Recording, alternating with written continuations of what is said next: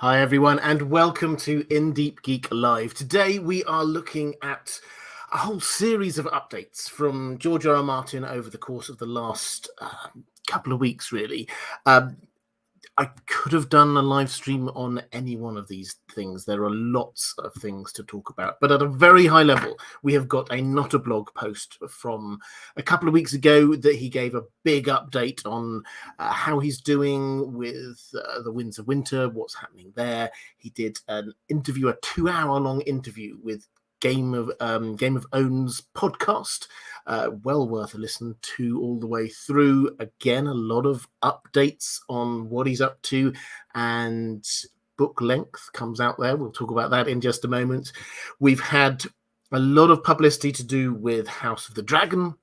The trailer dropped a couple of days ago, or maybe just yesterday. I think it looks amazing. There's also some articles around that give us a little bit more insight into how we got to House of the Dragon and what actually happened with Blood Moon. That it was a pilot that they commissioned for a completely different spin-off from Game of Thrones, and the pilot happened and it's not seen the light of day since. So we've got a bit more information about what actually happened there.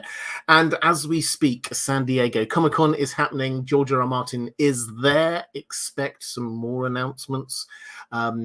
Lots of the cast are going to be there as well. So, and I know they've got a very large presence, so a lot going on there. I'm not planning on covering much to do with the Rings of Power. We can talk about that a little bit later if you want to. There is a lot happening in that world as well, but I do want to just highlight one thing which I think is excellent news about the music for the Rings of Power. The announcement has been made. This isn't new news, but the official announcement has been made that there are 2 composers attached to Lord of the Rings of Power. The first is Howard Shaw, who was the guy who did the music for the Peter Jackson films. So if you just imagine that music soundscape, he is back to do the main title. So I think that's excellent news. And the main score for the show as a whole is Bear McCreary, who is, if you do not know of his work, he's done some fantastic stuff.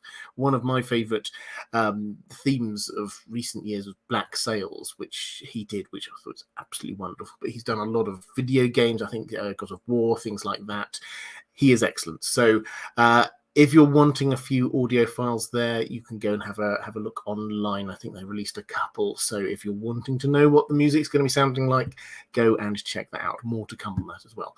But today we are going to be talking George R.R. Martin and the many updates that we've got going on. So let me give an overview, then we'll get into the details. I've got questions, as always, from my patrons. I will try and structure this around those. I will try and pick up as many different things in the chat as I can as we go through.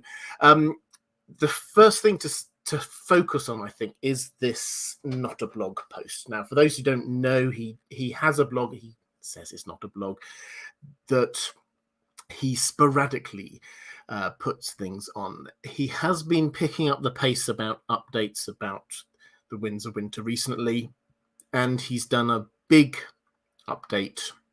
I think it was the 8th of July, which was when he dated that one. I will read out a few sections for you. If I can get the technology to work, I might even try and... Oh, here we go. Look at that. I will see whether I can read some of this out, because I don't want to put words into his mouth. This is what he was saying. And he starts out by talking, he's done this a few times, but he wants us to know he is a Gardner writer. What does that mean? And in a moment, why is that important? What that means, this is his own language, is that he's not an architect. He doesn't structure out a book beforehand and then rigidly stick to that structure as he finishes it off. As he writes, he feels it's like a garden, and certain things bloom and some things grow and other things might wither. And so he kind of follows the story. He follows his muse. He allows that to dictate where he's going. So the story changes as he writes it, which for anyone who's read his initial pitch for when he was pitching to his agent right at the very beginning, it's a very different story to what we've got already. He wants us to know that he is a Gardner writer. Why is this important? Well, because, and if we read on, he then applies this to the Winds of Winter. He says, as he always does, I am working on it, have been working on it, I will continue to work on it. I love nothing more than to surprise my readers with twists and turns they did not see coming, and I risk losing these moments if I go into too much detail. This is why he doesn't give us lots of running commentary on where he's at. Even saying that I'm working on a Tyrion chapter, as I did last week, gives away the fact that Tyrion is not dead. He then says, reading sample chapters at cons or posting them online, which I did for years, gives away even more. I actually quite enjoyed doing that until the day came that I realised I'd read and or posted the first couple of 100 pages of Winds or thereabouts. If I had kept on with the readings, half the book might be out by now, which... is that perhaps a hint that he's over halfway through? I think it probably is. So he's not going to give a detailed report on the book, but he wants to say this. He's set us up telling us that he's a Gardner writer. Shorthand for the story changes as he writes it. I have been at work in my winter garden. Things are growing and changing, as does happen with us gardeners. Things twist, things change, new ideas come to me, old ideas prove unworkable. I write, I rewrite, I restructure, I rip everything apart and rewrite again. I go through doors that lead nowhere and doors that open on marvels. So this applies direct to the Winds of Winter. And then he gets the very clear line. What I have noticed more and more of late, however, is my gardening is taking me further and further away from the television series. Yes, some of the things you saw on HBO and Game of Thrones you will also see in the Winds of Winter, though maybe not in quite the same ways, but much of the rest will be quite different. And really, when you think about it, this was inevitable. The novels are much bigger, much more complex. Certain things happen on the TV show, won't happen in the books, and vice versa. I have viewpoint characters that don't appear on the show. Victarion Greyjoy, Arianne Martell, Aria Hota, John Connington, Aaron Damphair. They will all have chapters. And the things they do and say will impact the story and the major characters who are on the show. I have legions of secondary characters, not POVs, but nevertheless important to the plot, who also figure in the story. Lady Stoneheart, young Griff, the Tattered Prince, Penny, Brown Ben Plum, the Shavepate, Marwyn the Mage, Darkstar, Jane Westerling. Some characters are different. Yara Greyjoy is not Asha Greyjoy. Euron is obviously very, very different. Quaithe has a part to play. Rickon has a part to play. Jane Poole has a part to play. And so he's just telling us quite how different his story is to the TV show. And wonderful line, there will be new characters. No new viewpoints, I promise you that, but with all these journeys and battles and scheming to come, inevitably our major players will be encountering new people in lands far and near. And then he does sort of non-spoilery spoilers. Not all of the characters who survived until the end of Game of Thrones will survive to the end of Song of Ice and Fire, and not all who died on the TV show will die in A Song of Ice and Fire. And the ending, you will need to wait until I get there. Some things will be the same, a lot will not. So that is fascinating for a number of reasons, because he is very, very clearly distancing himself from the TV show. Now, he had done this before, to an extent, it has to be said. When we reached just before season 8, I think, he was obviously asked this a lot, how different is the ending of the book's going to be to what we're going to see on the TV show. And the language and emphasis there was different to what we've got here. There, he said, he was asked, are they going to be the same? And his answer was yes and no, and yes and no, and yes and no, and yes and no. And then he went on to talk about the big beats of the story being the same.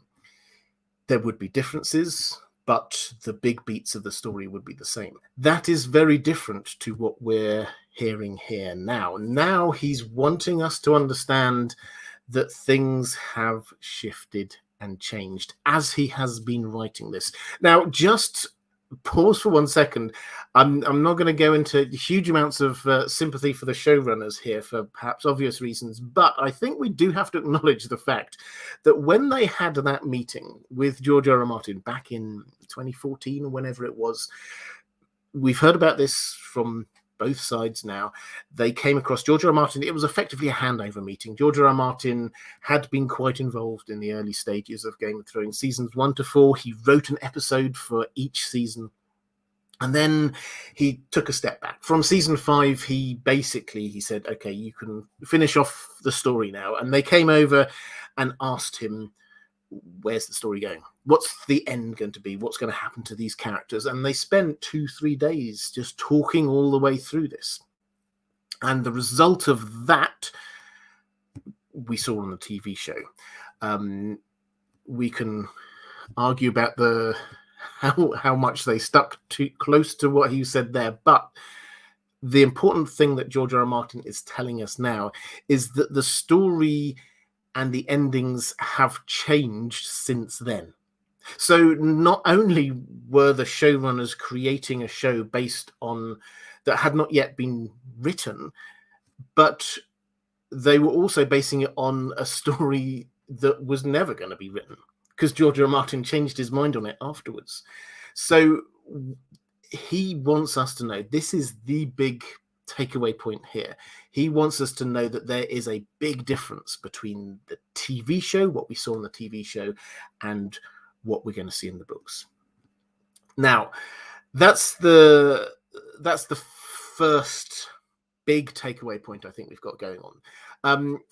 The second is thinking about the length of this story and publication.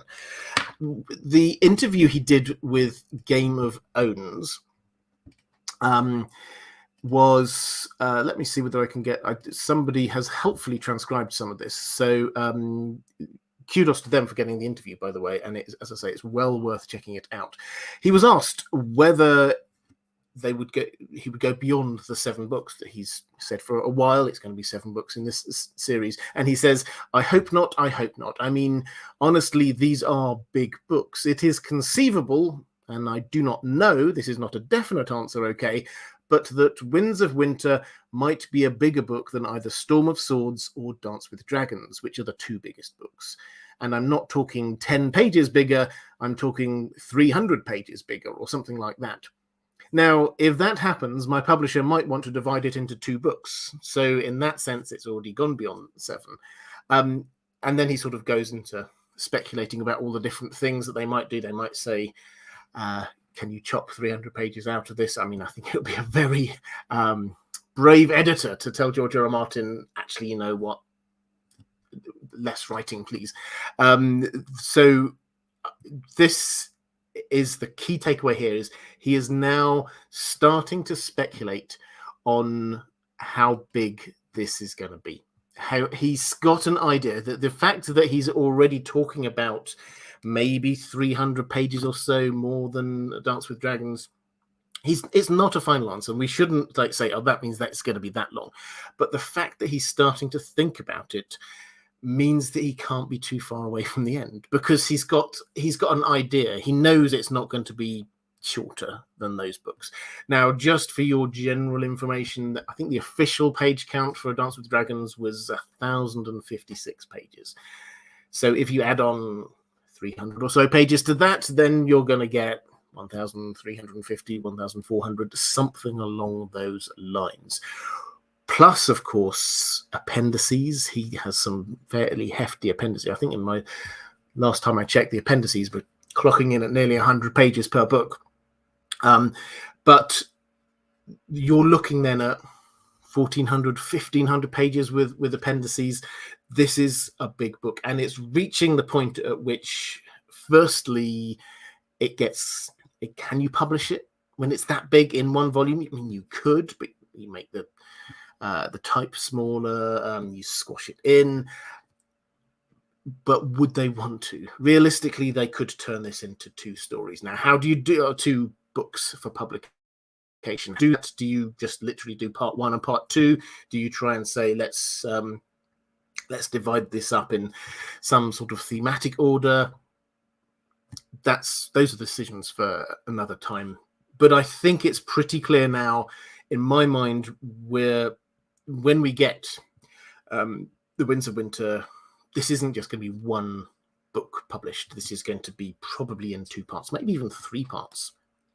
As I say, I don't think realistically the editors will say, no, let's just trim this down to a really small thing. If they've got a chance to publish 2 George R.R. Martin books, they will publish 2 George R.R. Martin books. I am absolutely sure of that. So that's the big update in terms of the scale of it. He also, and the fact that he's thinking about how his editors will receive this, what size it is, what we, the readers, will be thinking about this, because that was the main concern, it seemed, in his Not a Blog post, was just reminding us that this is going to be different from the TV show. If his brain is starting to head into those areas, I think this is positive news. Is he at the end? No. Let's not pretend that he's going to finish writing it tomorrow. He's very clear also in that podcast interview. He says once he's finished Tyrion, which he says he's got 1 more chapter to go there, then he's got other places to go on to, some of which are nearly finished, some of which aren't nearly finished. So we're not like 1 or 2 chapters away. We're still quite a way away, but he clearly is getting towards the end. The end, I think, now is in sight for him. There is one, and this is a slightly broader point. We will come on to the writing, his sort of writing style, and what the impacts of that might be in a moment. But the fact that he's neared the end of Tyrion, I think, is hugely encouraging. He's already told us that he's finished, I think he said, a clutch of Cersei chapters. If he's finished the end of Tyrion's arc in that book, that means that at a high level, he might not have written the chapters yet, we don't know, but at a high level, he also knows what's going to be happening with all of the people that Tyrion is almost certainly interacting with. Victarion, Sir Barristan, and Daenerys as well. So if he knows what's happening with all of those characters there, that's one huge bit of the puzzle done.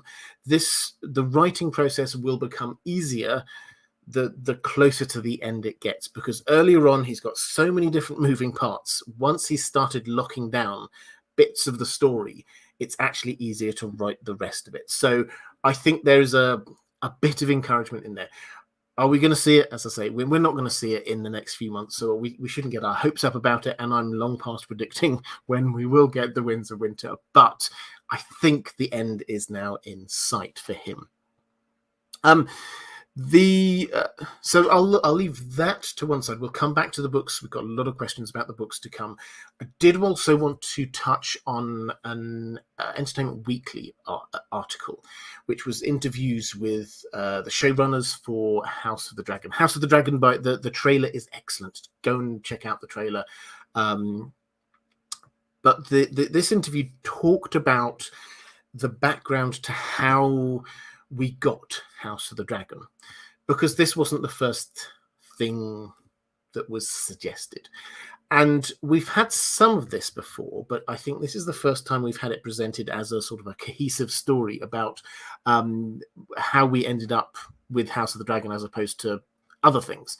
And the way that this seemed to work was that initially Game of Thrones was a clear success, and HBO were keen to do some sort of spin-off. They'd not, and I hadn't realized this at the time, they had not at that point ever done spin-off series. That's just not a thing that they'd ever really done. They're original drama. They don't do spin-offs. So this was completely new for them. And George R. R. Martin came to them with 2 ideas. He said, The Dance of the Dragons and Dunk and Egg. I've written these stories. I know them. You could do TV shows on either of them. And they sort of like nodded and said, okay. And people were going away and developing a few of these ideas. But the idea which they eventually went with was Blood Moon. Now, this was, for those who don't, this was The Long Night. This was a spin-off. It was Jane Goldman was heading it up, who's excellent director in and of, or screenwriter in and of her own right. But it seems that there was a little bit of an issue within HBO where they hadn't quite realised how little George R.R. Martin had actually penned on The Long Night. It's not much.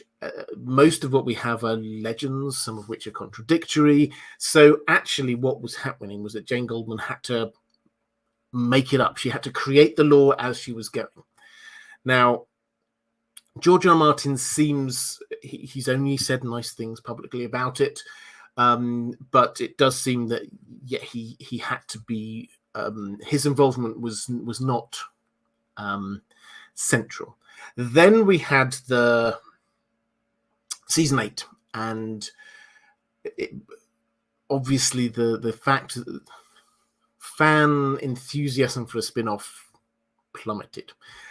Now, they were then suddenly faced with the fact that you have this spin-off that they got a pilot for, that there's very little link with Game of Thrones, with the things that made Game of Thrones successful. There's very little link to George R.R. Martin. This is completely new. It would appear a completely new feel, a completely new show. And $35 million was spent on this pilot, and apparently not even George R.R. Martin has seen it. Now, I can't speculate on how good it was. The implication is that it can't have been amazing, but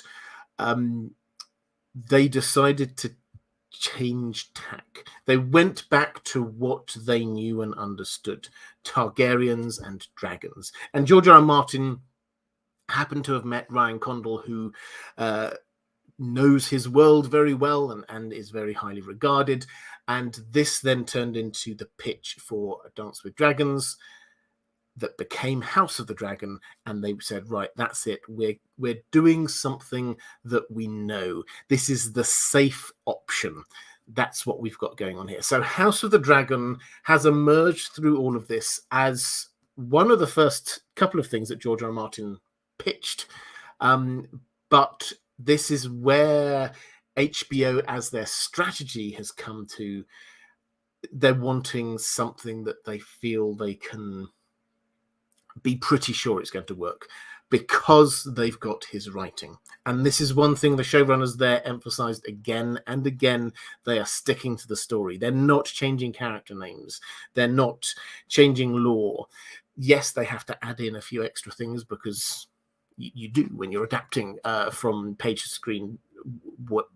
Whatever it is you're doing, you have to make some executive decisions, but they are sticking as closely as they can to it. And that's when, also around this time, was when HBO decided they wanted George R. R. Martin on side. That's when they gave him this mega bucks deal, $50 million or whatever, to keep him in the family so that he would have an involvement with every project that went forward.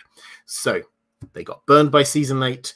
They had a risky project that George R. R. Martin wasn't that involved in, that they decided not to go ahead with, and instead they've come back to the original idea, something that George R. R. Martin is involved with, and something that they can be pretty sure is going to be a success. So that's how we ended up with House of the Dragon.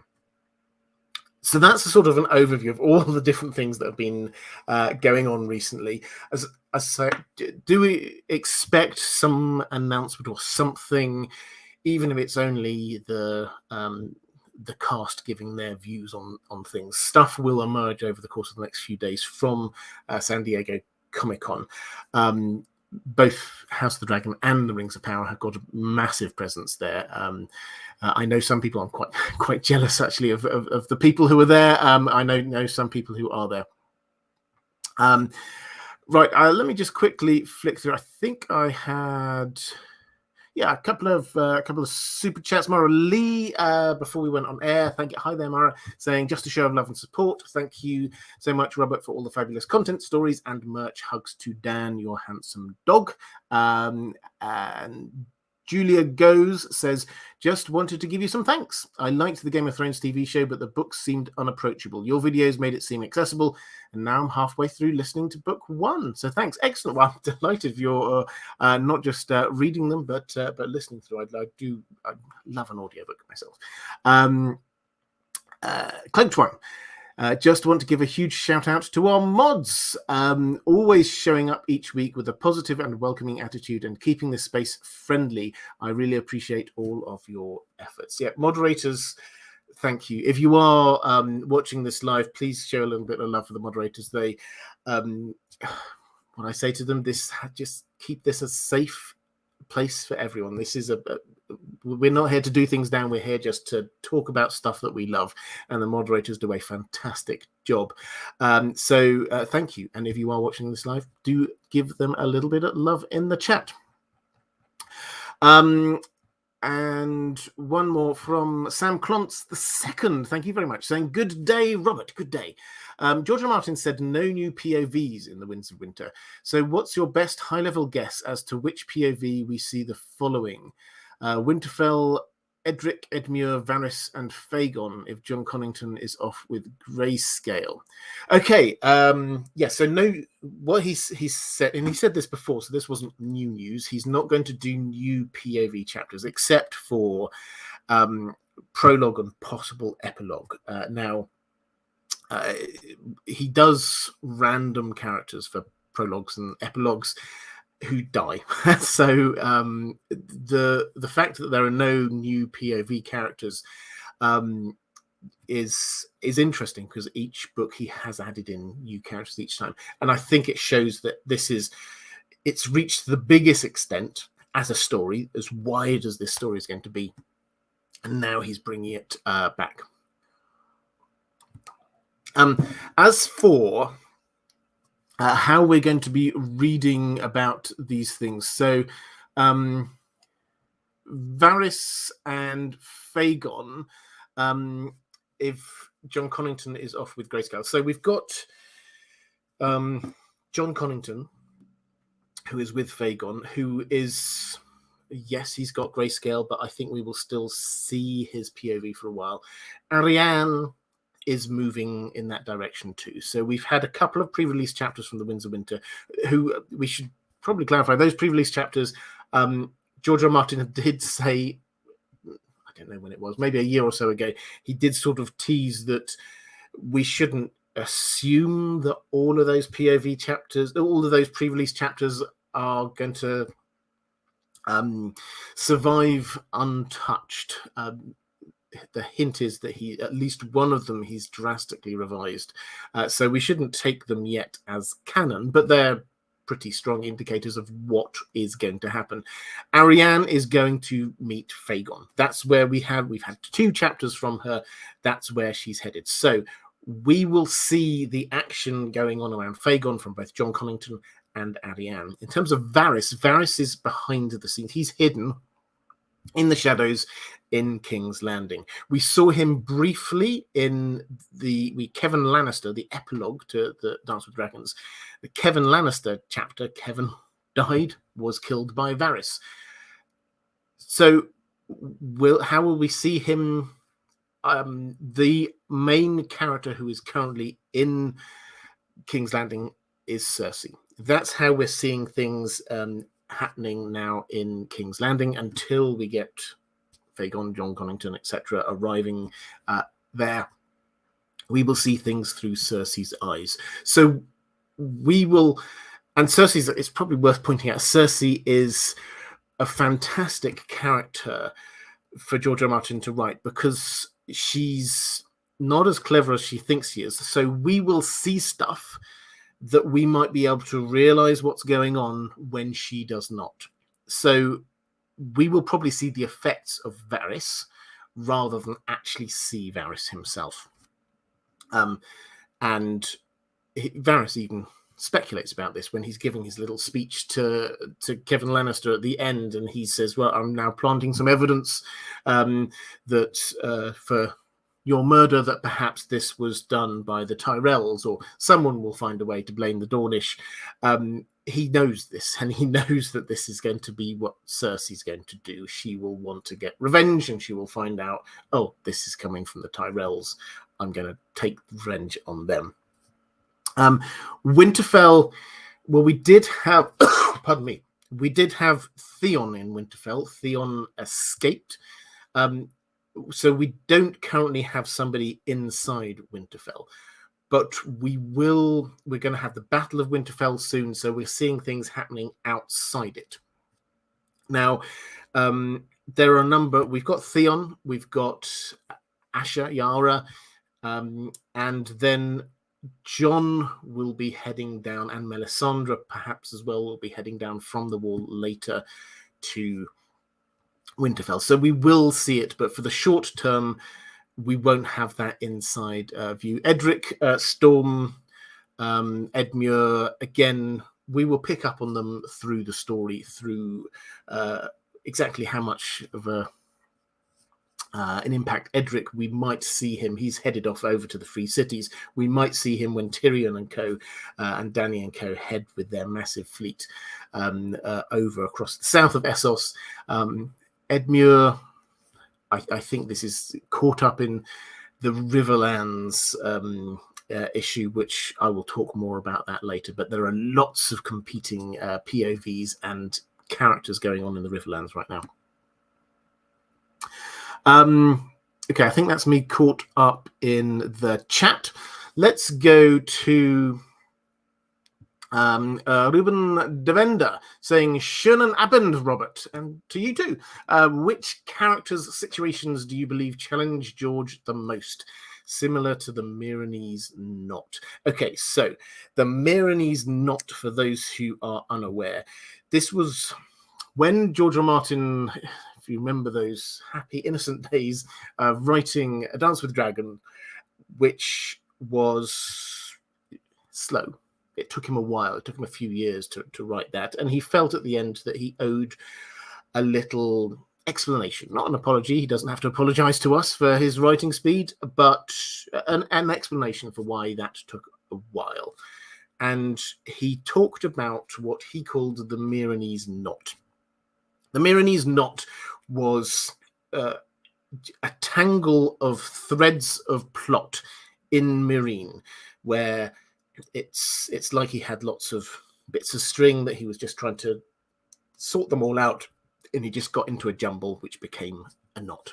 Now, that was because fundamentally in Meereen we have Dany and then a lot of people all coming to Meereen to meet her. We had Quentin Martell, Tyrion's going to arrive there, Jorah's arriving there, Victarion's arriving there, Marwyn's arriving there, Makorro's arriving there. Lots of people all descending down on Meereen. And because, as we've been saying, he's this gardener writer, he found himself like writing, he used Quentin, I think, as the example here. When would Quentin arrive? He could arrive well before Dany gets married. He could arrive around the time that she gets married. He could arrive after she's gone.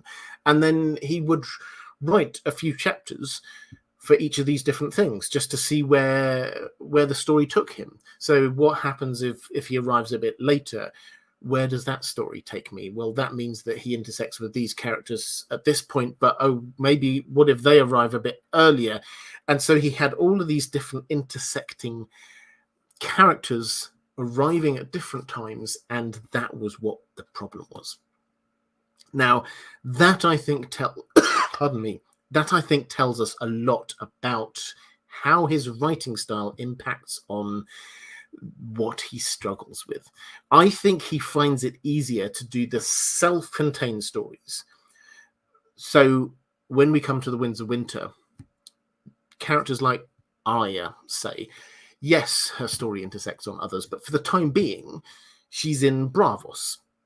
And he can write an Aria chapter in Braavos, and it doesn't impact too much on the wider world. Similarly, I think Sansa is probably an easy-ish one for him to write. I think that some of the things happening with say, Sam and Euron. Yes, there are things happening down there, but there's not too many moving parts. Where I think he struggles, and he talked about the Cersei chapters being a big something he struggled with when he finally finished the clutch of them.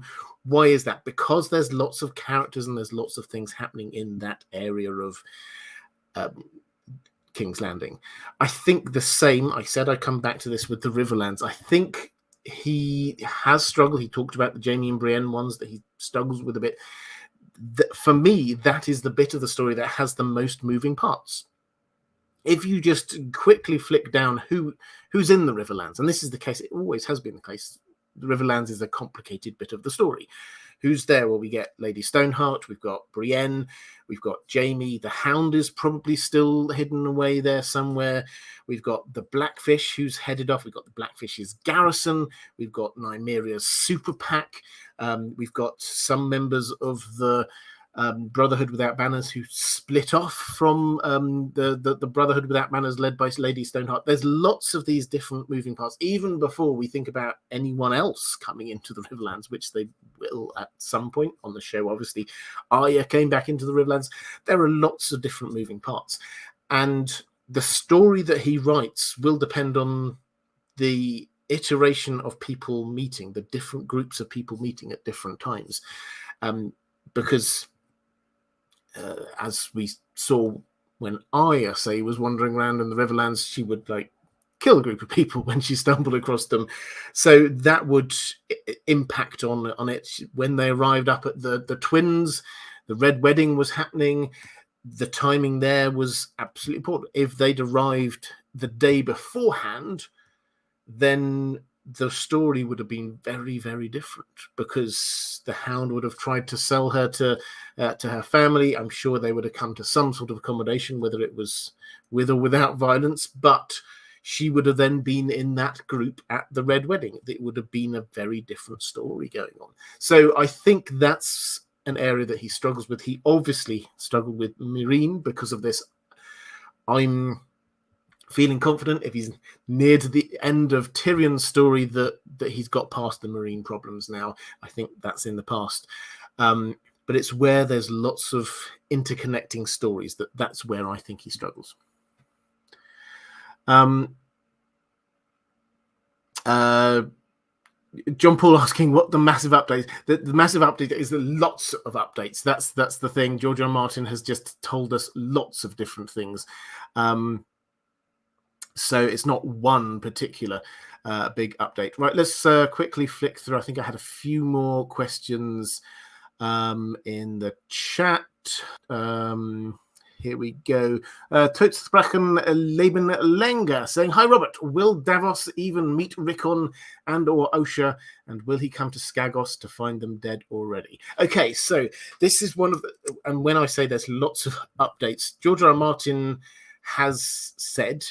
He listed characters who have got a role still to play. Rickon was one of them. So Davos is not going to just find Rickon dead, and that's it. End of story. Now, the timelines are a little bit hard to match up, but I think that the Davos timeline, him heading off, seems to happen... Sorry, I've got a little bit of a cough at the moment. Seems to happen a little bit earlier. So the fact that he's disappeared, he could reappear with Rickon, having done that off page and reappeared. So Rickon will come back into the story. He also hinted a little bit about the unicorns of a sort, which is the horny goats of Skagos. So they will be making an appearance. So no, and Rickon's role certainly is that he has been... The Manderleys wish him to be the Stark that they put in power in Winterfell. That's the whole point. They've got this great northern conspiracy. They think that they've got... Getting rid of the Boltons is only half of the equation. You can get rid of the Boltons, but if you've not got any Starks left, then you've got a power vacuum. He thinks he's found a Stark. And the Stark he thinks he's found is Rickon. Because... And why Rickon? Because everybody accepted Robb was the king. He was the lord. He died. We don't have anything official from him. He probably in his will legitimized Jon, but we don't have anything official on that yet. Bran has disappeared north of the wall. No one's heard from him. So as it stands, if Rickon is found, Rickon is the King of the North. That's as it stands from the Manderly's perspective. Rickon Stark is King of the North, unless Bran can be found. So that is what his role is, and so he will be brought back to be placed there in Winterfell. Now, I think that there's a lot of hints. I think the Ramsay will get him. I think the Shaggy Dog story thing will happen, but he has a role, and George R. Martin has always been very clear about that. All the way back to season 1 of Game of Thrones, the showrunners said to him, can we get rid of Rickon? He doesn't really add much to this story. And George R. R. Martin said, no, he has got a very important role. And so he will have an important role.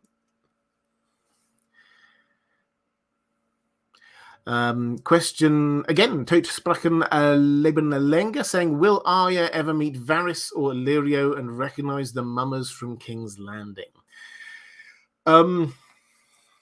Possibly. So she, cast your memories back to book 1, when she's hiding away. She's down in the depths of the Red Keep. She was hiding away in the Dragon Skull, and Varys and Illyrio walk past, plotting away, and she tries to remember a bit of what they're saying and tell her father about it. If she had remembered exactly what it was, and if she'd known who those people were, then perhaps that would have made a difference. I suspect probably not in the end, but so she saw them. Will she see them again? Possibly when she comes all the way back to King's Landing. They're both heading to King's Landing, or in King's Landing in Varys's case. So not for a long time, I don't think. Kartik Prabhu saying, serious question today. I think it would be great if there are no more Jon POVs since he's resurrected and changed. What say you? Yeah, a few people say this, and I completely understand it. The way that George R. R. Martin has set up what's going to happen to Jon is very clear that Jon should change. He should change. But the working assumption we've got is that, yes, he will die and then he will come back. But unlike on the TV show, where it did seem to be just like him being brought back by Melisandre's magic, his spirit, his soul will go into, or walk into Ghost, and he will be living in Ghost for a period of time while his body is frozen. And then at some point his body will be thawed out and he will be brought back from Ghost into his own body. Now, we're told, Varamir Sixskins, his prologue chapter, very clearly that if you do that, eventually over time, you take on more and more of your wolf's characteristics. So, Jon, when he comes back on the TV show, it didn't seem to make huge amounts of difference to his character, but it should make a massive difference to his character. Now, does this mean that we shouldn't get any more of his POVs?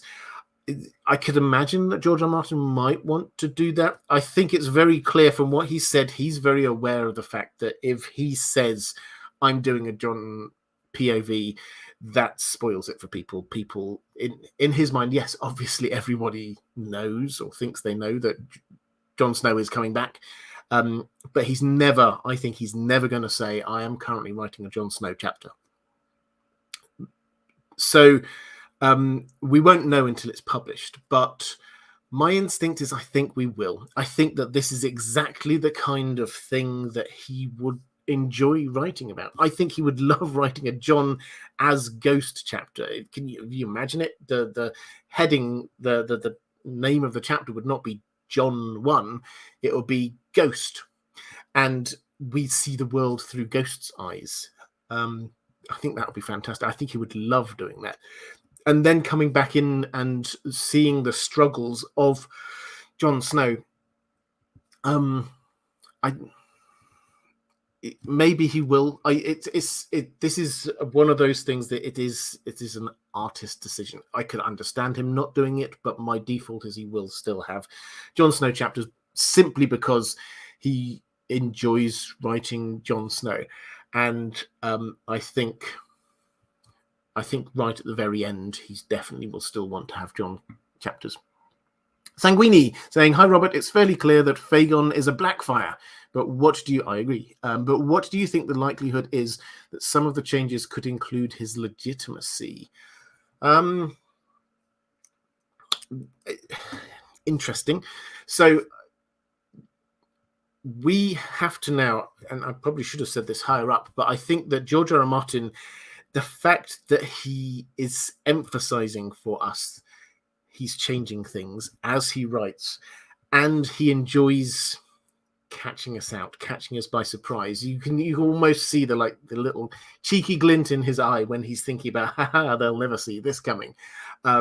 So yes, I could imagine, but I think the fact of who Fagon is not yet firmly established as a Blackfyre, is not yet firmly established enough for him to change his mind on it at that stage.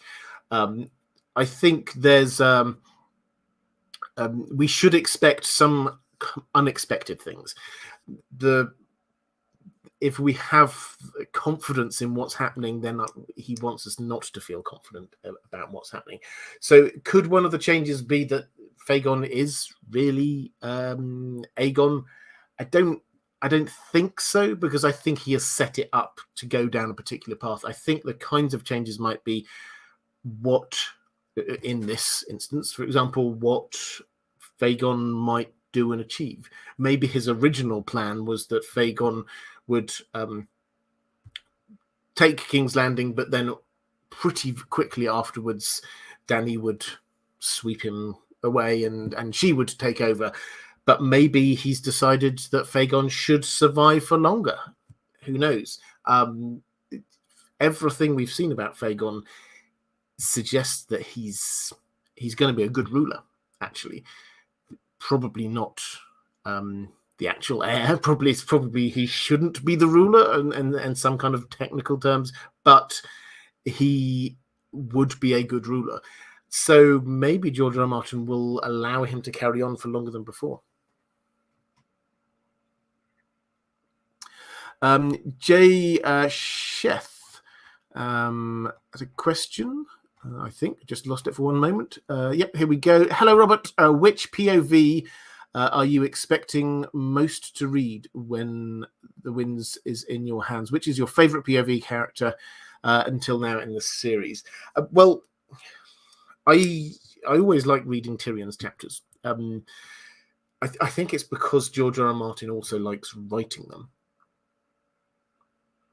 Now, the reason why I enjoy the Tyrion chapters is that's when we learn a lot of what's going on. He joins up the dots of all of this. He does the thinking about what's actually happening. So that's I really enjoy, and he's funny. He surrounds himself with interesting people. He has good adventures. It's always a delight when you have a Tyrion chapter. So I like them a lot. Just trying to think who else I'm looking forward to. I would love. We had a chapter from Melisandre. I would love to have more, and I think we will have more. And this will be absolutely fascinating because we learned so much from that one chapter we had from Melisandre. If we have more, then we will learn even more about who she is, what her background is. So I'm really looking forward to it. And when I say I think we will, what George R. R. Martin tends to do with his POV characters, his point of view characters, he will introduce a character to somewhere when he needs to keep telling the story in a place.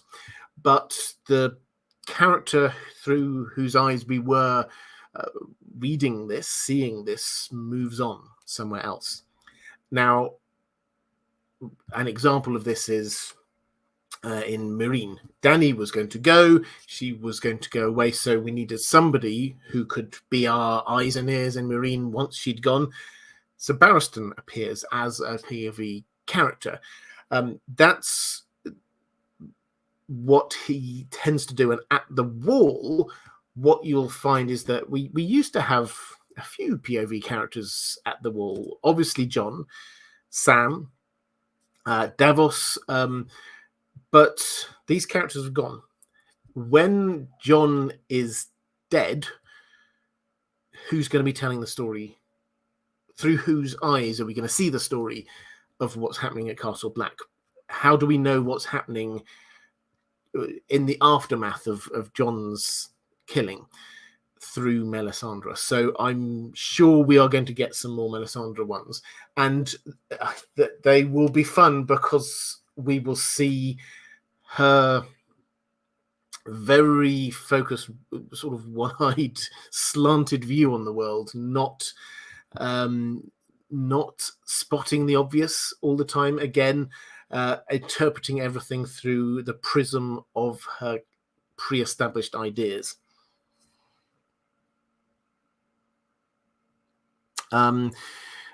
Question also from Cloaked One. Oh, this is picking up. I love it when people do this. Thank you very much. This is for Vitamin J7. What do you think the large marble is that Viserys sets down in the small council scene? It looks like the other members have one in front of them too. So this is from the trailer, The House of the Dragon. I would have to have a look at that one. I will come back to that and I will answer that one tomorrow. I could sort of speculate, but I think rather than just come up with something, I will answer this one next week. I might even put something out on Twitter as well. But yeah, I'd rather not give a waffly non-answer. I'll give you a proper answer once I've had a proper look at it. Okay, have I caught up now? I've got a couple more questions going on here. Question from a Flopsy B.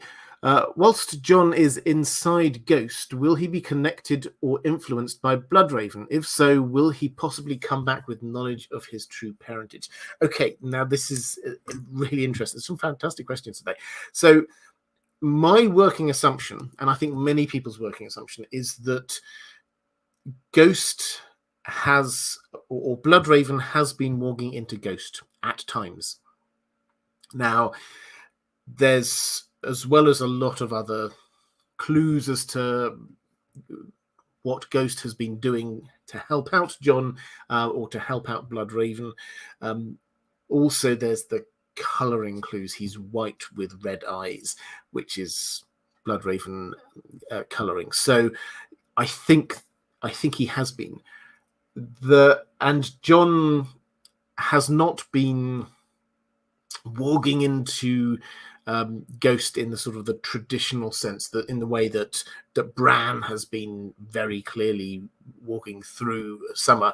He does have the walking link. He has he can feel things. He can sometimes see and sense things, and he dreams in there.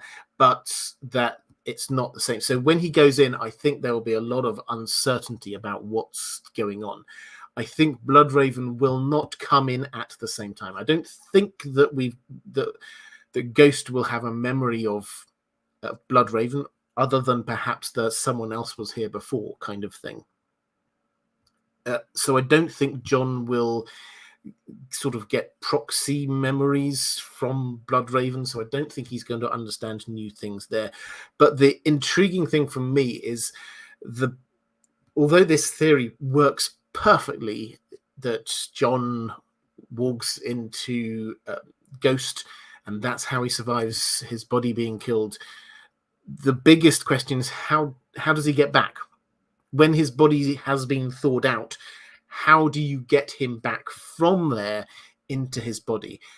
There aren't very many people who could do that. Jon isn't an experienced warger, skin changer. He might not know exactly how to do it. I do wonder whether we will get the equivalent of Bloodraven coming in there and just kicking him back out into his own body. That would be a very Bloodraven thing to do, and it would immediately make Jon go, well, who was that? What's going on there? And we will know what was going on, but he will be very disconcerted by that, because he might not know who this is. Antoine Dennison, do you think George R. R. Martin will make changes to the book based on viewer response to the show, assuming that the main beats of the show and the book were similar? I think the answer I want to give is no, because I think that he's clear enough in his mind that they are different, and he's clear enough in his mind that though some of the things will be the same, the setup will be different, the context will be different. I want to say that, but I think he wouldn't be human if he didn't look at the show and go, even if it's subconsciously. Let's say, for example, and I'm not saying this is necessarily the case, but just as an example to work our way through, let's say he did say to the showrunners, and Daenerys will burn down King's Landing. And so they did that. I think he would look at that and go, there was not enough build up for that. There was not enough explanation for that. We need to understand that. And I think that will go into his subconscious, and that will play into how he writes Daenerys over the course of the next couple of books. So I think that it won't, I don't think there will be the direct, oh, I saw that and I've changed my mind. I don't think I will do that, because in his mind, the two were always different, how the story was going to end and how the show was going to end. But I think that there will probably be bits where he will see something and think, maybe I just need to emphasize this kind of thing a bit more. Maybe I need to go a bit further down this route, that kind of thing.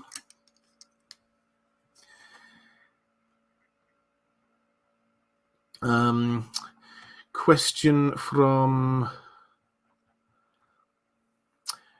Jay Chef. Again, thank you, saying, do you think George's plan for Peter Baelish has undergone a change now after this update? How do you see Peter's future in the story? What is George telling through that character thematically? Well, I don't think necessarily. I think he has set up through we see it through Sansa. He has sort of basically told her what the plan is, and we see the plan. So I think he's sort of locked in for the short term what's happening with Peter Baelish. Has he changed his mind?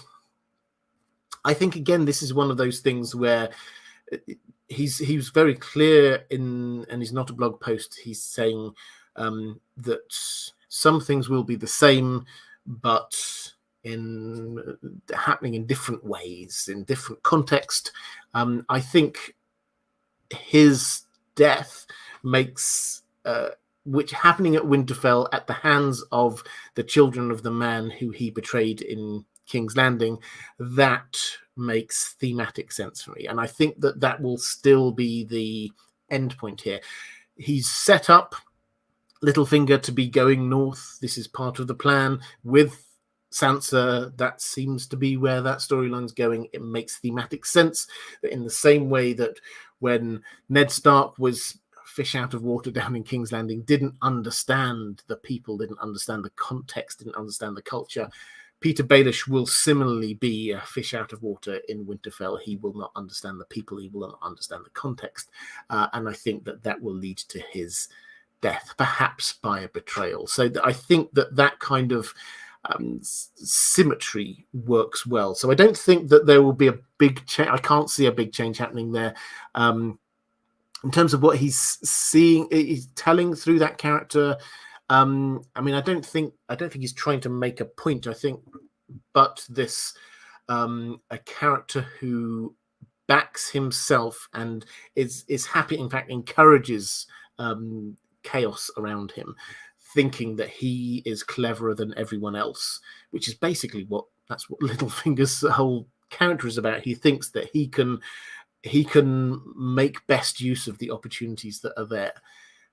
I think that it just works really well for him, that there's a hubris thing going on here, and George R. R. Martin loves using hubris, characters who are so proud, thinking that they couldn't possibly dying. Littlefinger is the main one. We're going to see that. Regina Snow, thank you very much for the super sticker. Is that a jumping radio? These super stickers, I love them, but they sometimes confuse me, I have to say.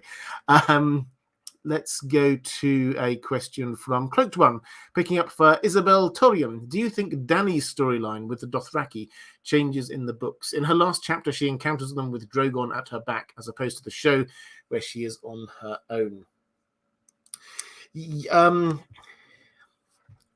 I think George R. R. Martin there are some things where, for all of his talk of being a Gardener writer, he does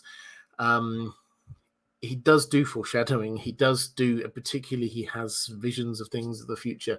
Now, we've had at the House of the Undying, Dany saw visions of the crones coming out of the water.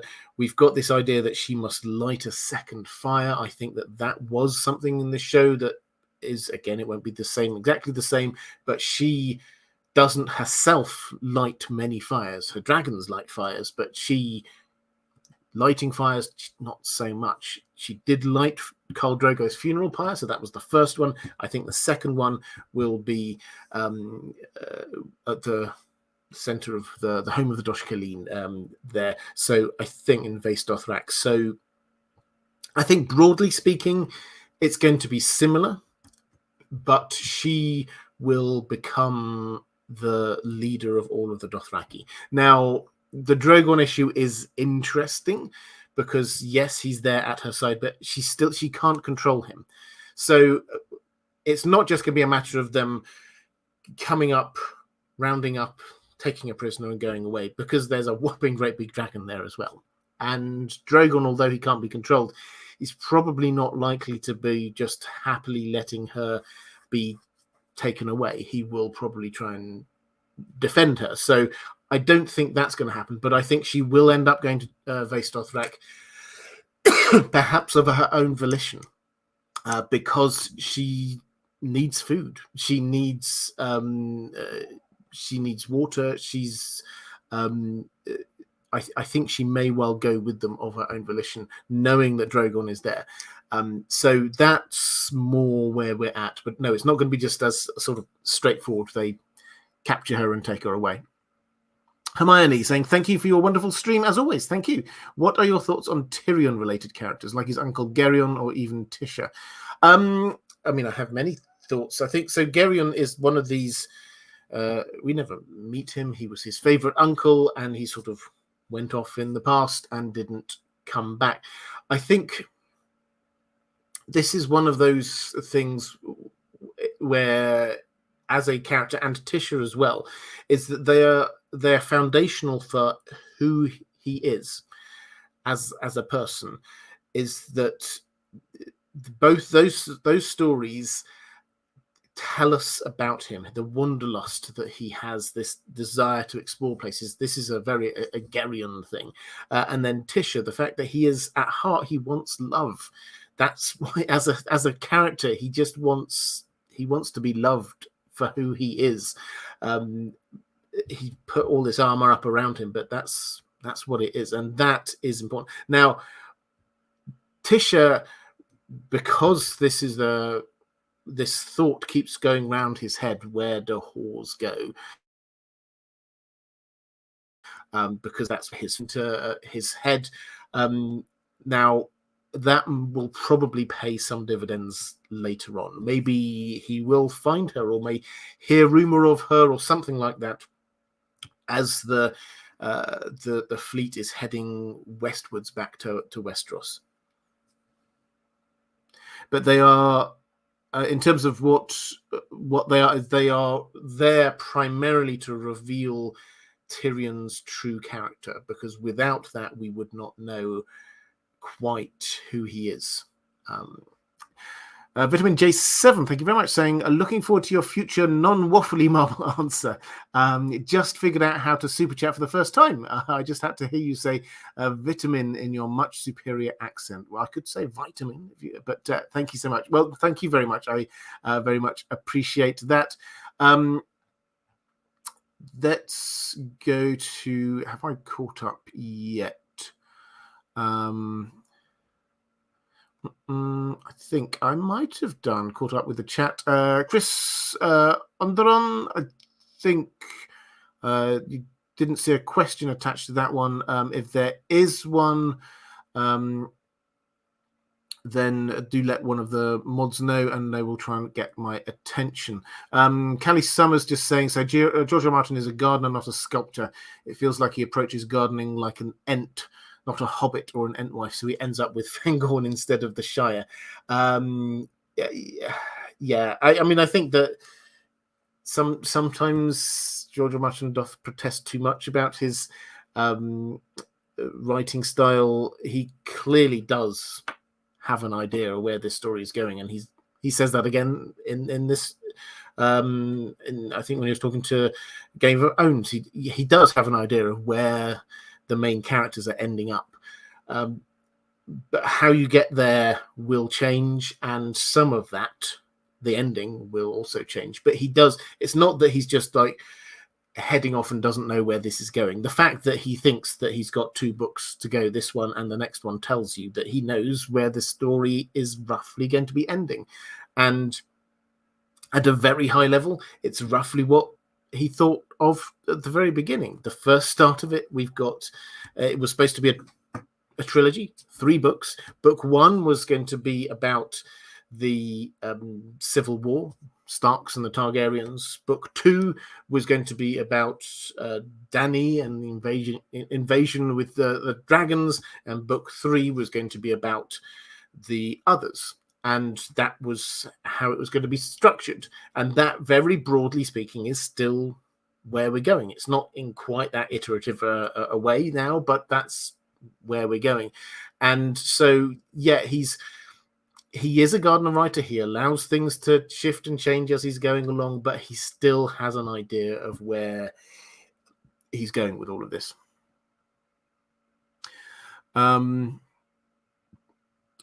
Okay, I think...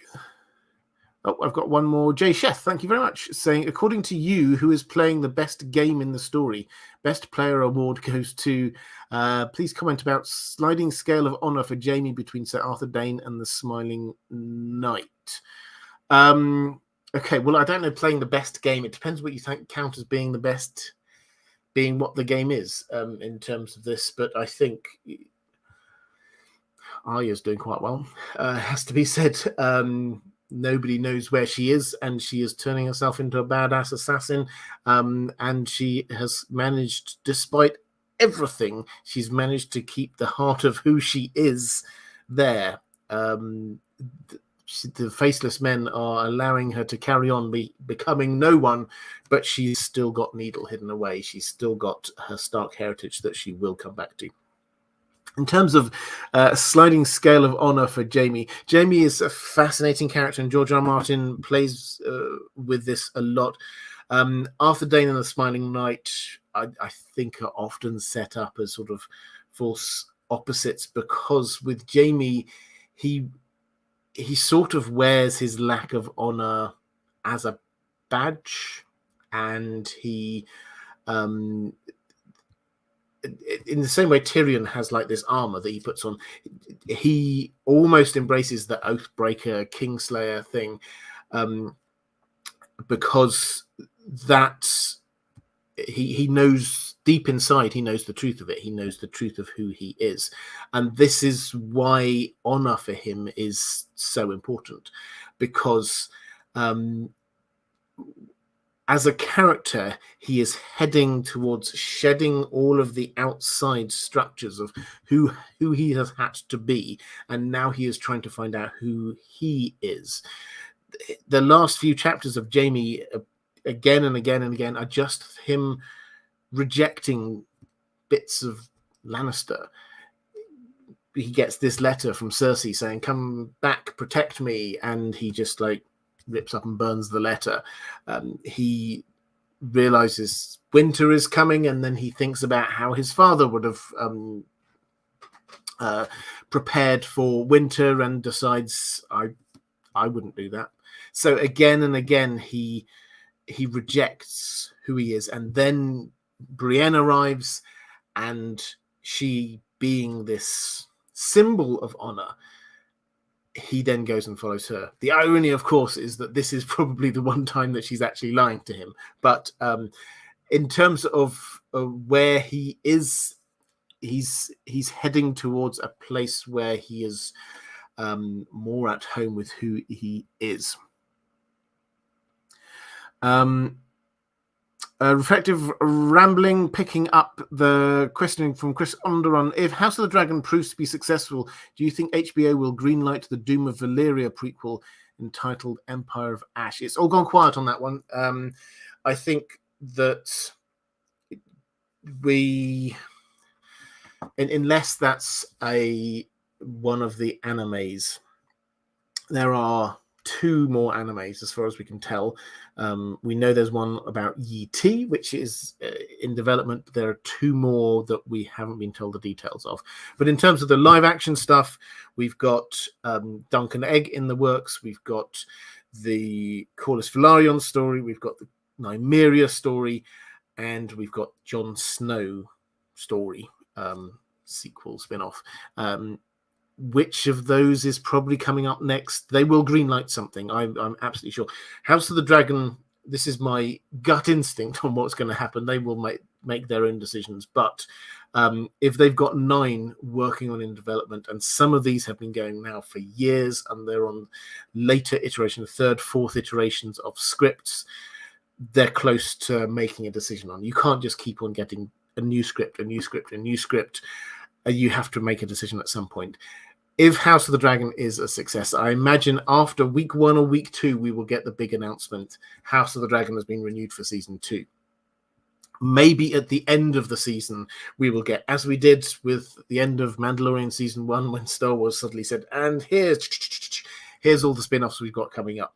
I do wonder whether we're going to get a handful. Not all of them, not all 9 of these things are going to happen, but I think certainly at least one of the animes will go ahead, because animes are in many ways cheaper, easier, and quicker to do. But if I had to bet, I think Duncan Egg probably is the next one that they will go for. Okay, I think that's me caught up in the chat. No, I've got one more. Tim B, what will we learn of Essos? Turmoil in the Free Cities, Dothraki moving west, Volantis, Karth burned. Will Ashai be the most stable place left? Well, what will we learn of Essos? So,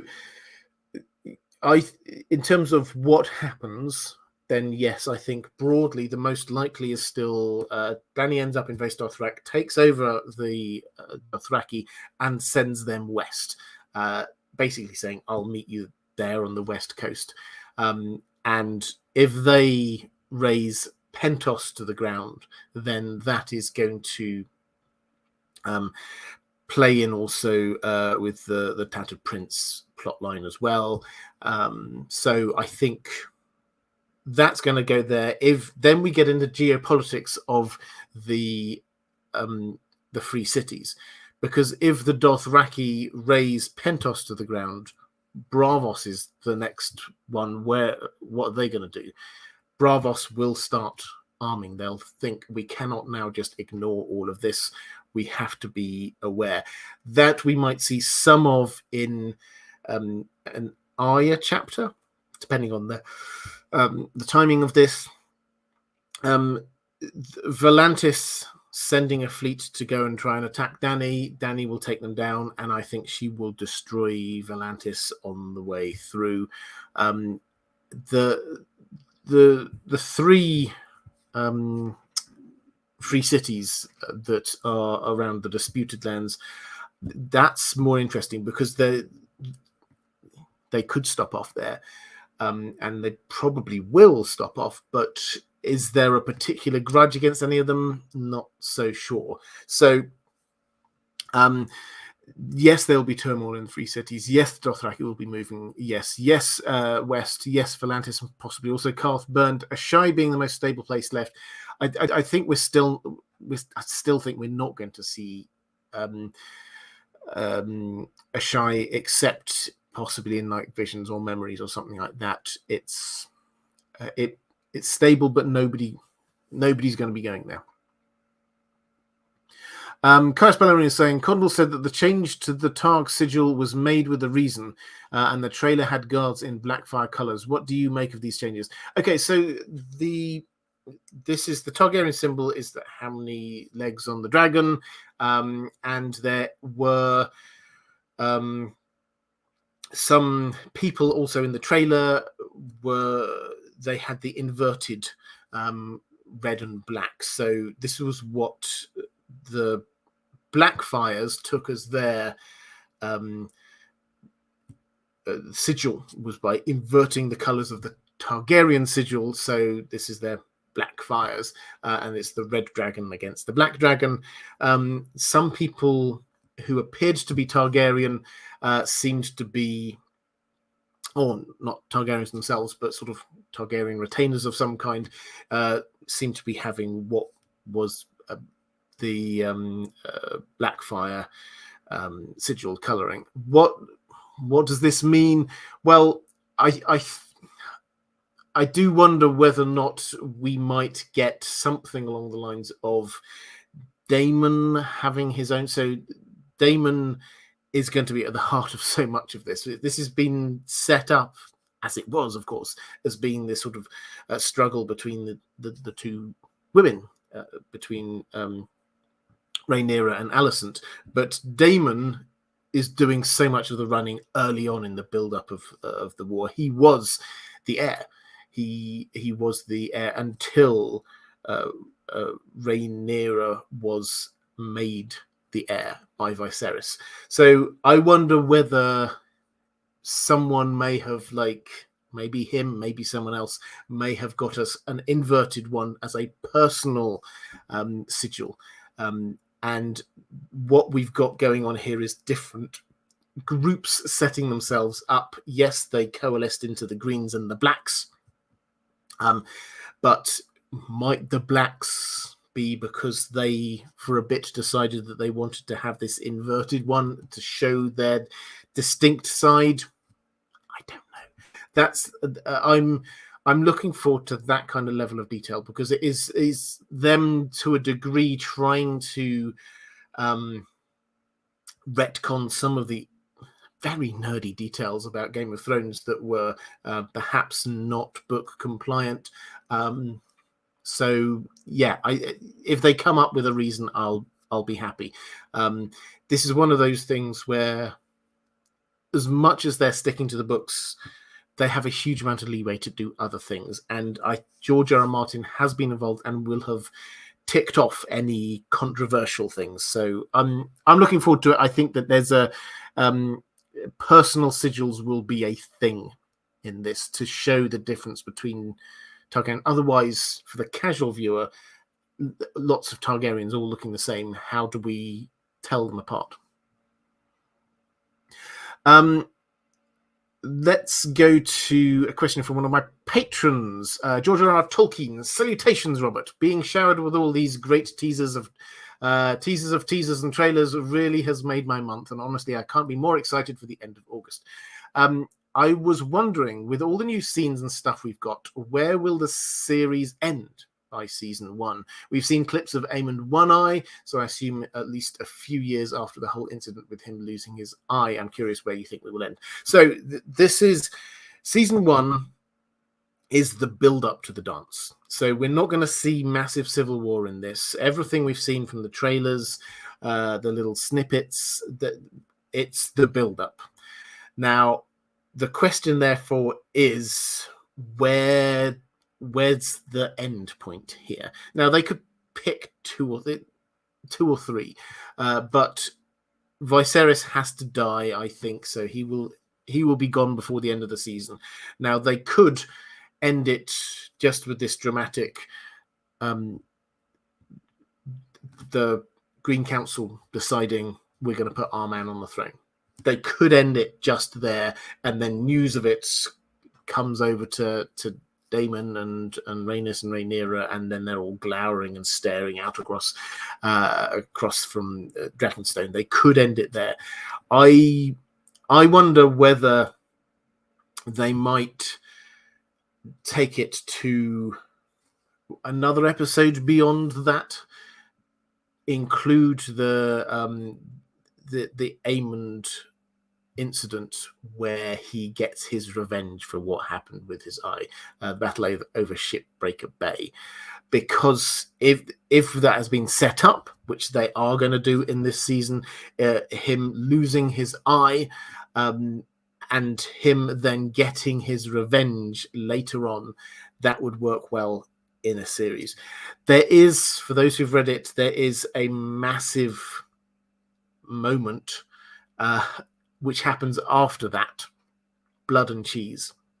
That the big decision I think they will have made is whether to include Blood and Cheese as the season finale, effectively here of season 1, or whether to have it early on in season 2 just to grab everyone's attention. My instinct is they probably put that for season 2, but I think here they will go up to the moment that war has happened and is now inevitable. That's where they're going to take it up to, and then season 2 will move on to the gearing up to how do we each of these two sides approach the war. Ruben the Vendor saying 2 characters that George R. R. Martin has mentioned that are different from the show are the 2 Janes, Westerling and Poole. What role do you believe they could each play? So Jane Westerling will appear. This is Robb Stark's widow. She will appear in the prologue to The Winds of Winter.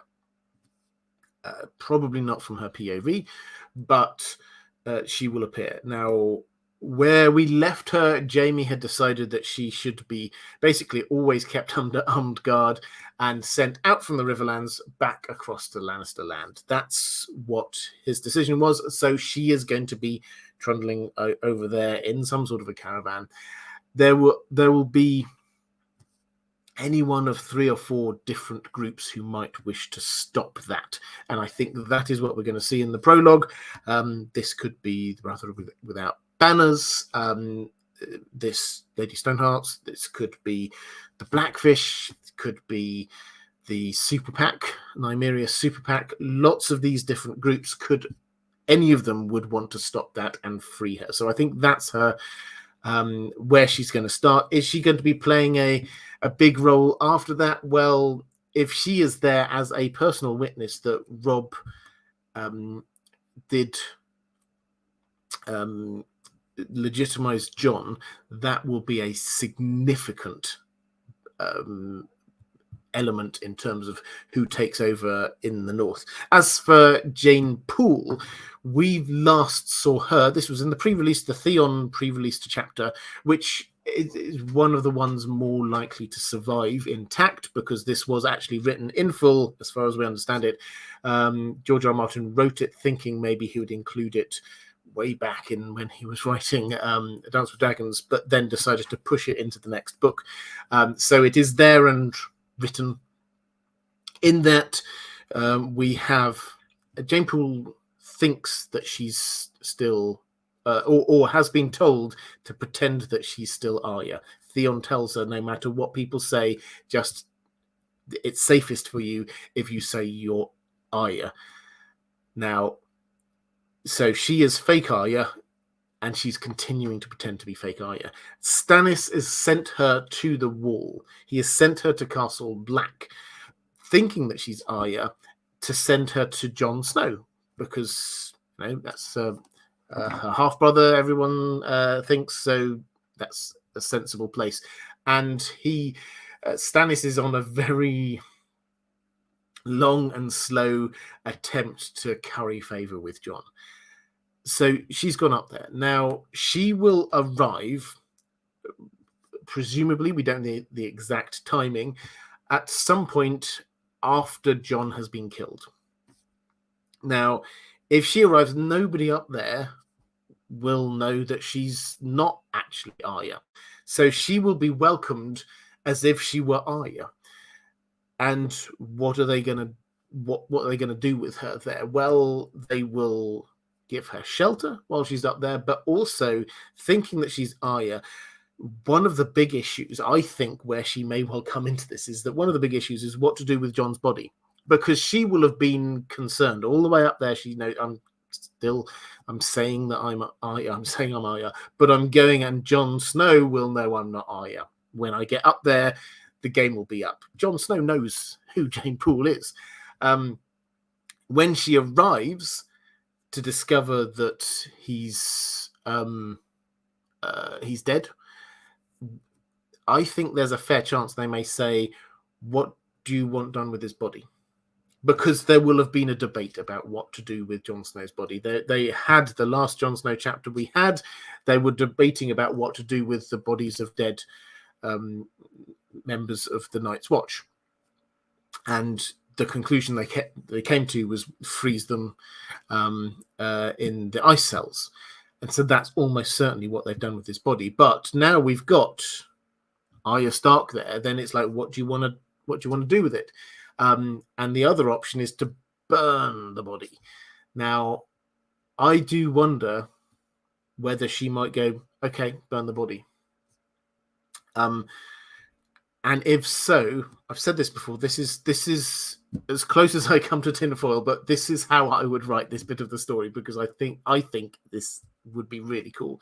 So once he gets chiseled out from the ice cells and his body is melted, it's going to be burned, but obviously he has to be melted first. That's the point at which he will go back from ghost into his own body and seem to come alive in the flames.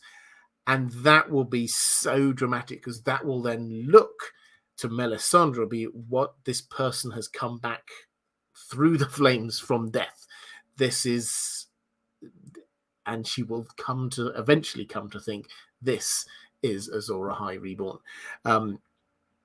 So I think that is where Jane Poole is going to, and once Jon is back, he will know that that's not Arya. He will know that that is Jane. So then I think her worth of the story is, who knows where George R. R. Martin may take her after that. I think she probably, well, I hope that she just gets put into a nice warm room and looked after for a while, because she's been through a lot. But George R. R. Martin may well pile on the misery for her. Reflective Rambling saying, Mattia has the real hot D question.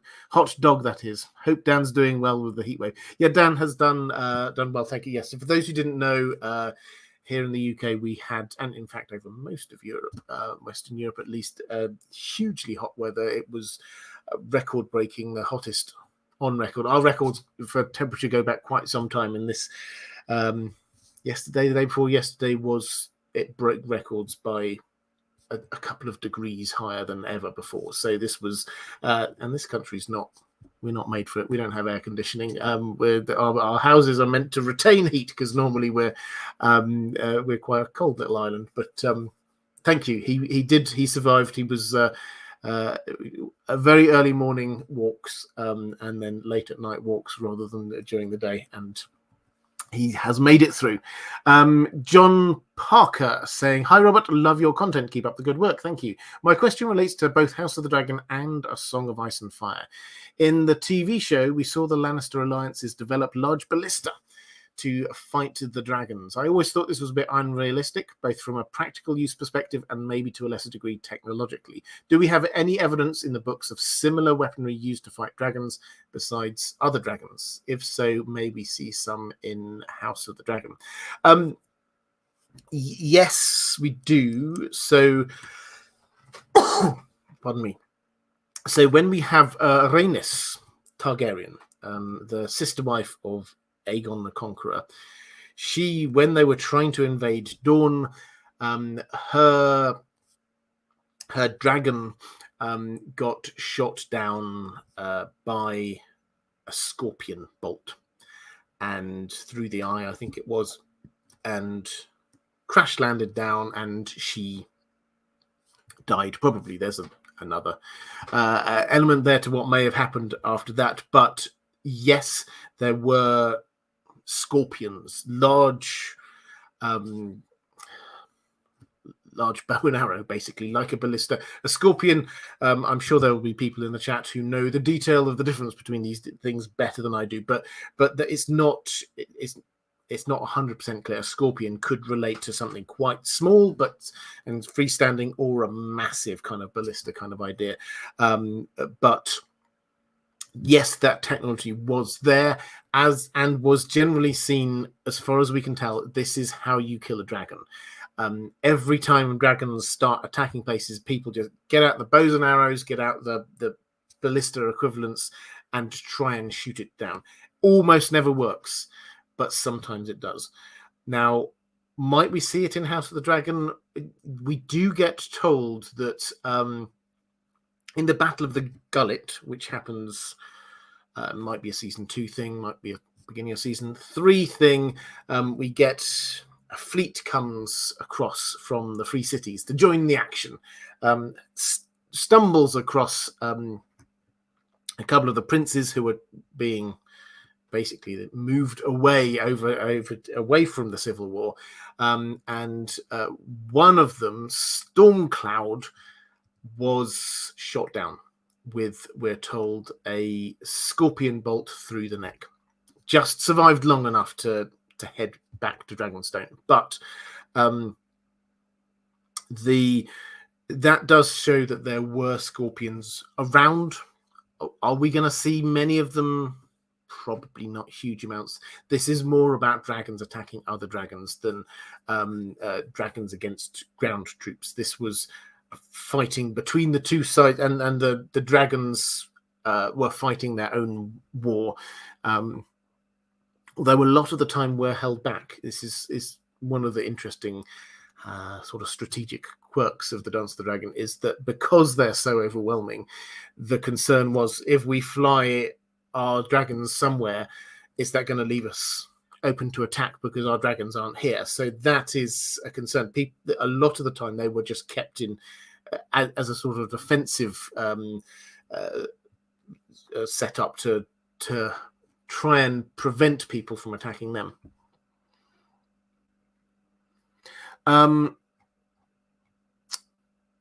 Question from Shasha saying, "I'm looking forward to this live stream. Might be able to join live for the first time in a long time." Hi, Shasha, if you're there. I can't say. The chat's going by quite quickly today, so I haven't managed to see. But hi to you. I just had a weird random thought clacking through my head the last couple of days. How careful or precise is George R. R. Martin with doing foreshadowing with very specific language? Prompted by a reread of A Feast of Crows, I did a quick word search and found 4 instances in all of A Song of Ice and Fire and Dunk and Egg in which a POV character in that precise verbiage wonders if they will ever see someone again. The only resolved one is Dunk in the Dungeons of Ashford Meadow, wondering if he will ever see any of them, Egg, Lord Ashford, etc. again, which he has. The others are Dunk again on Tansel, Jon on Benjen, and Arya on Denyo. I think I remember you being reasonably certain that Dunk will meet Tansel again and that Benjen will reappear too. Denyo is a very minor character. Am I just putting too much stock into random words? Now, So the question here is whether there's other instances of specific wording being used as dead giveaways in terms of foreshadowing. Well, I think the answer is no. That's not quite exactly how George R. R. Martin works. As sort of dead giveaways that if X happens, then if he writes these words here, then that means that's going to happen in the future. He doesn't like doing that. I mean, I think sometimes we do approach interpreting the Song of Ice and Fire as if it was some kind of cryptic crossword, and all we have to do is understand all of the detail of the foreshadowing and the references and things, and if we can just figure out that code, then we know exactly what's going to happen in the future. George R. R. Martin, again, emphasizing he's a Gardner writer. He makes this up as he's going along. So we have to kind of hold this intention that he does create foreshadowing, definitely does create foreshadowing, but he also leaves it open for that not to go the way we might expect. As for specific words, there are a couple, just to sort of show how I think he does this. For example, is if you search for blood bruise, then you will find, I think, 3 instances. All of them are references to the sky, the way that the sky looks. It's a sort of like a reddish mottled color, I'm guessing. And he uses the phrase blood bruise 3 times. The first time is while Jon is waiting for the wildlings to attack Castle Black. He looks out the sky as blood bruise. The second, Tyrion is looking at the sky as the boat he's on is coming towards Valyria. They're approaching Valyria. And then the third time is at the very end of the book, Daenerys' last chapter. As the Dothraki are about to come towards her, she looks up and the sky to the west is a blood bruise. So the language, I think, is very clear that this is blood and bruise, red. This is about impending battle, fire, stuff that's about to happen. This is a foreboding kind of thing. There's about to be a battle in Castle Black. Tyrion is about to go past Old Valyria, which we get the stories then of Old Valyria and all the death and destruction. Dany is seeing the Dothraki coming towards her. This is ominous. Something's about to happen. So that's one thing that one way that he kind of uses this. Another way, and I did this for a video, I don't know when it was, half a year or so ago maybe, when I was looking at Arya skin changing and the idea about Arya and cats. Now, Arya doesn't just walk into Nymeria in her sleep. She also is developing an ability to walk into cats. And specifically, we get this link across to the old cat, which is in the Red Keep, which she catches all the way back in book 1, and is almost certainly the cat Balerion, which has been in the Red Keep ever since the Targaryens were there, and hates the Lannisters. Fantastic. You could see all of these instances where it scratches Joffrey, it steals food from Tywin's plate. Tommen thinks it's the bad cat. It hates Lannisters. Now, that cat is described as having 1 ear. If you then search for 1 ear, you will find that almost all of the instances that George R. R. Martin uses that are related to cats and Arya. Now, I say almost all, I think there are 1 or 2 that aren't, but the vast majority of them are. They're to do with that black tomcat. They're to do with another tomcat that Arya befriends while she's in Bravos. And even the first time when she looks through the eyes of a cat, what does she see? She sees a man with 1 ear. And the link is George R. R. Martin is using that visually and the words to make a link for us. Now, what does that mean? Well, I think it's trying to make us remember that she has this link with that one-eared cat in King's Landing. What's that tell us? Not huge amounts. Almost certainly she will meet up with this cat again. She will probably walk into it, but what will happen then, I don't know. What he is doing is making the link. He is and making the link for us. He is not telling us exactly what that means, what is going to happen from that. So he's very hot on using these kind of little words and phrases to make us make links between different things.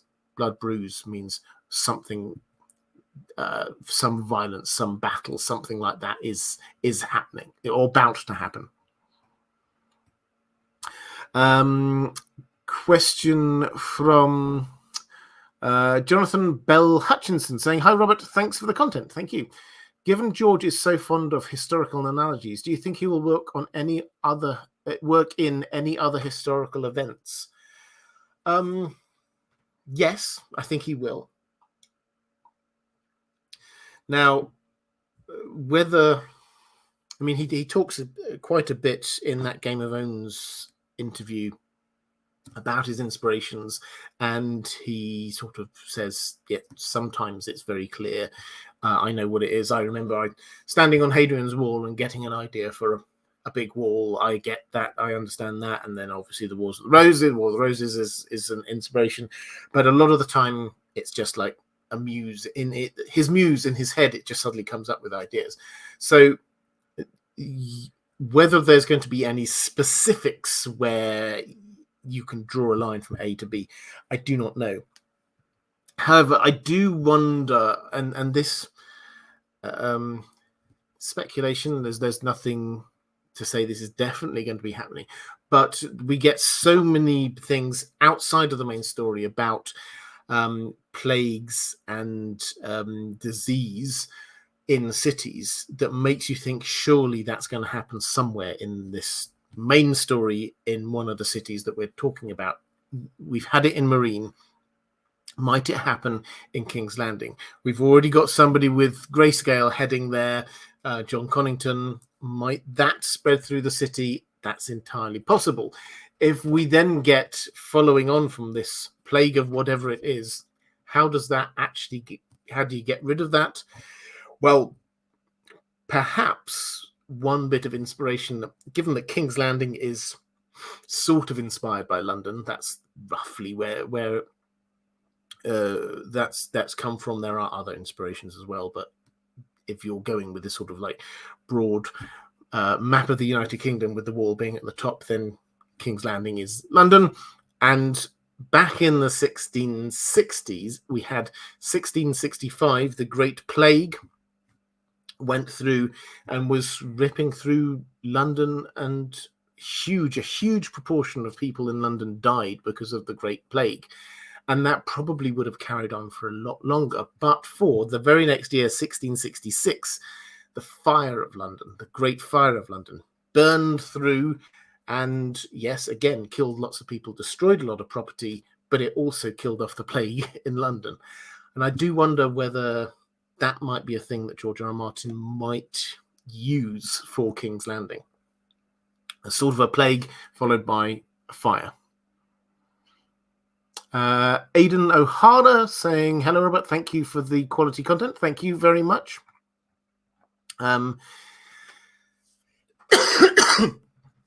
Apologies. So Diego Godoy saying, "Hola, Robert. Hola. I'm super excited with all the updates we've had recently and about today's live stream.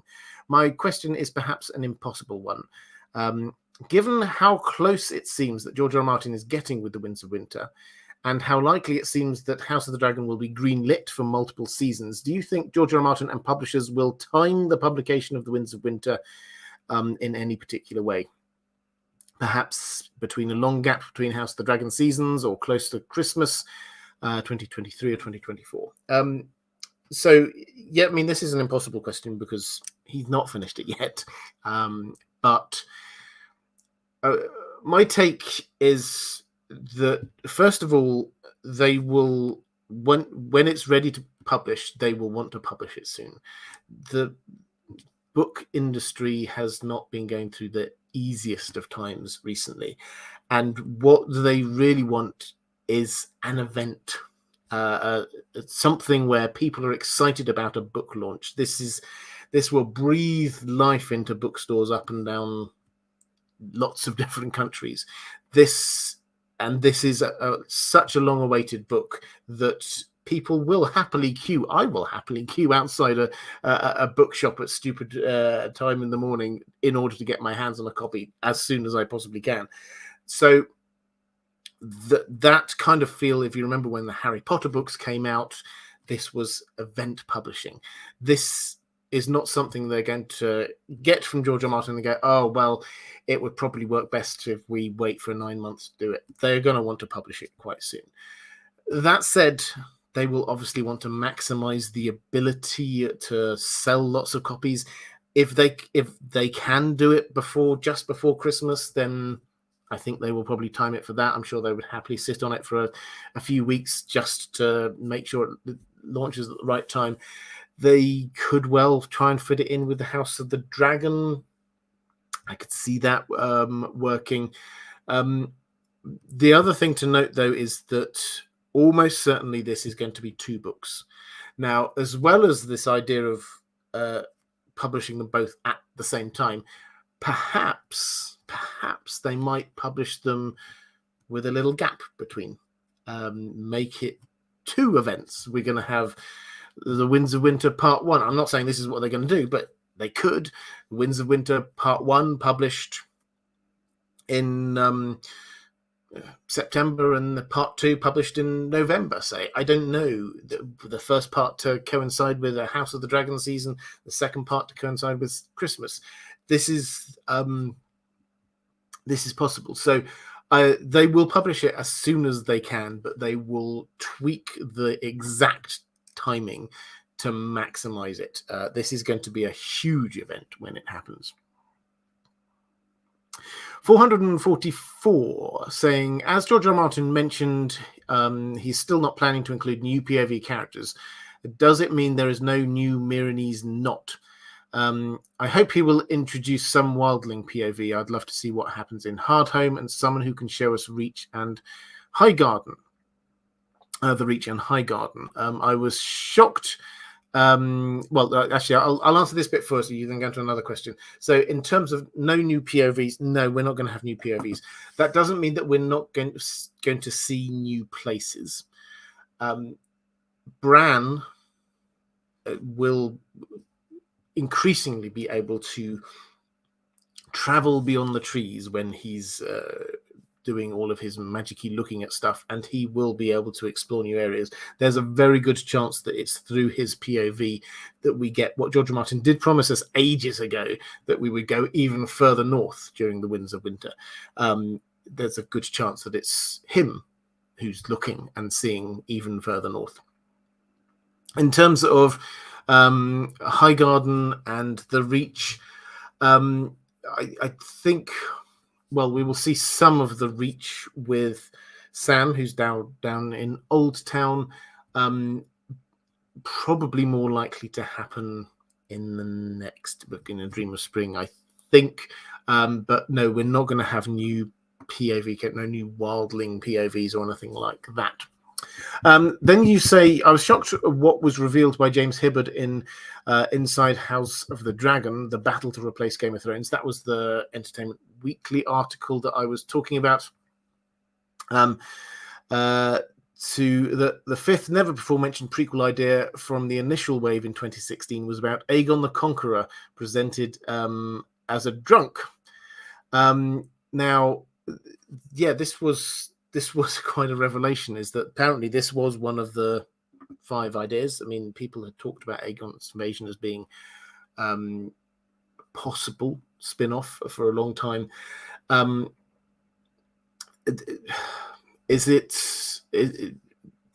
present this as being, well, this was clearly a bad idea, and that didn't last all that long.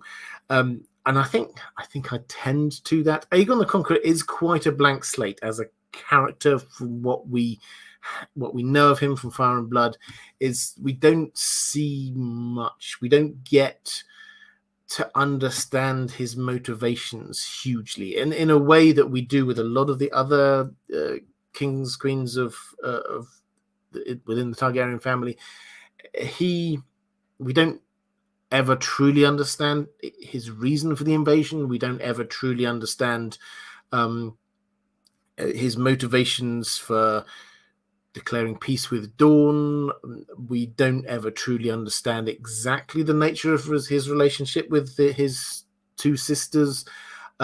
We see a lot of what he does, but we don't actually get under his skin. So I can understand the thought process that could have taken them there, but I don't think it would have worked very well for me. And then you ask, is George R. Martin's position as a producer much stronger after the finale of the Game of Thrones than before? Or is it just that HBO Max want simply to create a strong universe that can compete with Disney and Marvel?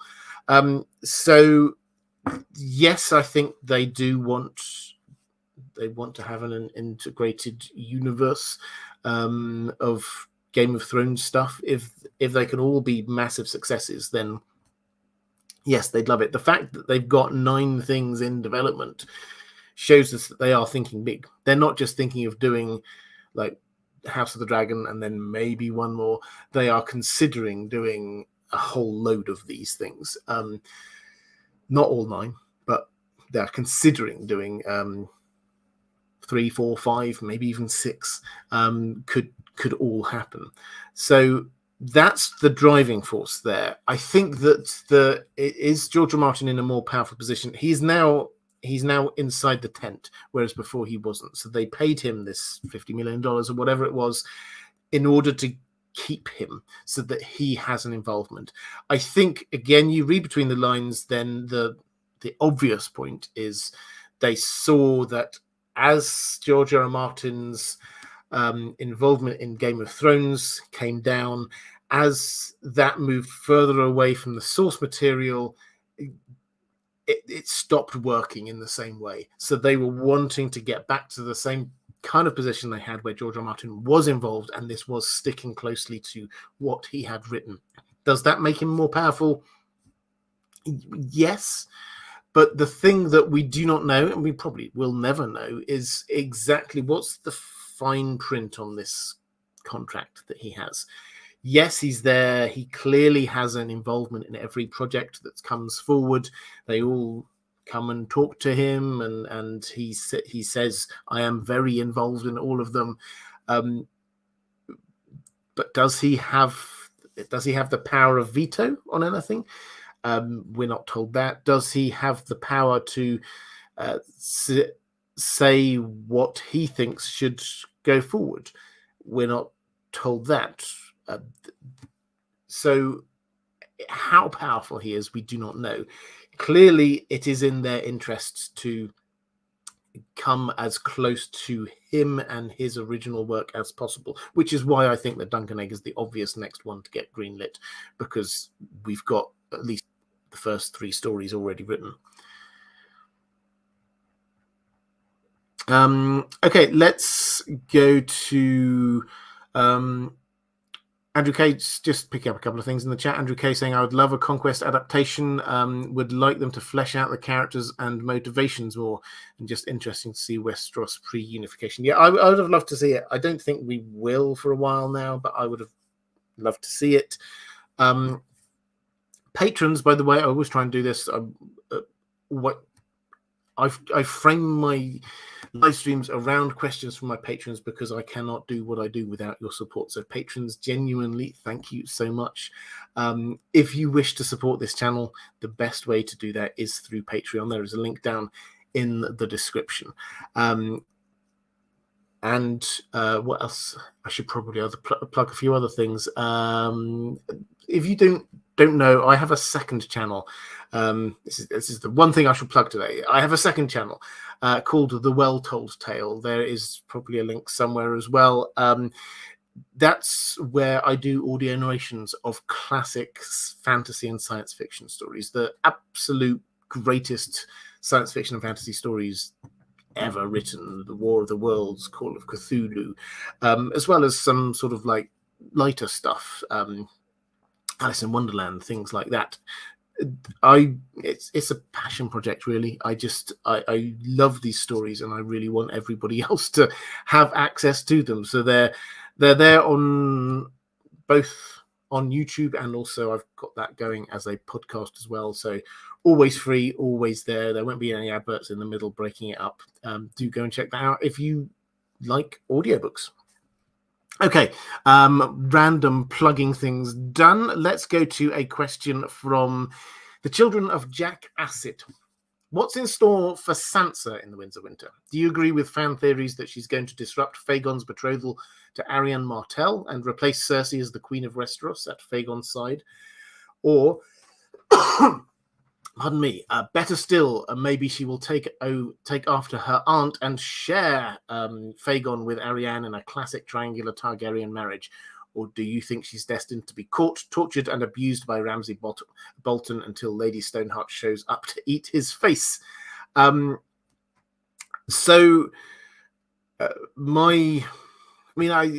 get that there's the potential for Sansa's story to go in different directions, but at the moment she's very tied in with Littlefinger. Littlefinger's plan at a high level is pretty clear. He is wanting control of the Vale, which he's getting by winning over the Lords Declarant one at a time.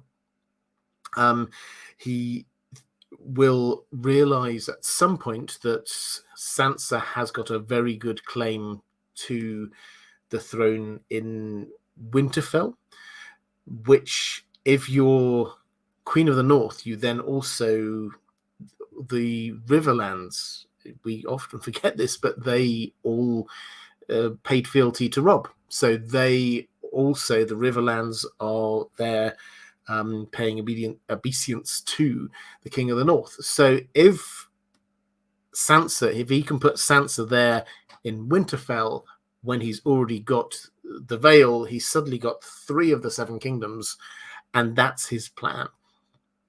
Now, why Sansa? How can she possibly inherit? Well, if Robb has gone, if Jon is dead, if Bran and Rickon are both believed dead or missing, then that's it for the male Starks. And so you've got 2 female Starks. We've got Arya and we've got Sansa, and Sansa's the older, so she would inherit. At least that would be the way that Littlefinger would present it. So that's her story wrapped up in what Littlefinger is trying to do. I don't think that she will get caught and abused by Ramsay Bolton. That was the Jane Poole storyline. That was just the TV show substituting her into that, because they didn't have Jane Poole. There were other reasons, I'm sure, but they didn't have Jane Poole as a character there. So I don't think the Ramsay Bolton thing is going to be happening. This idea of her becoming sort of wrapped up with Fagon, I don't think so, personally. I could understand the desire for Fagon to be marrying a very eligible Stark, but the Arianne thing that's marrying in with the Dornish, and that is Doran's default plan. How do I marry my children, my family off to the Targaryens and gain power that way?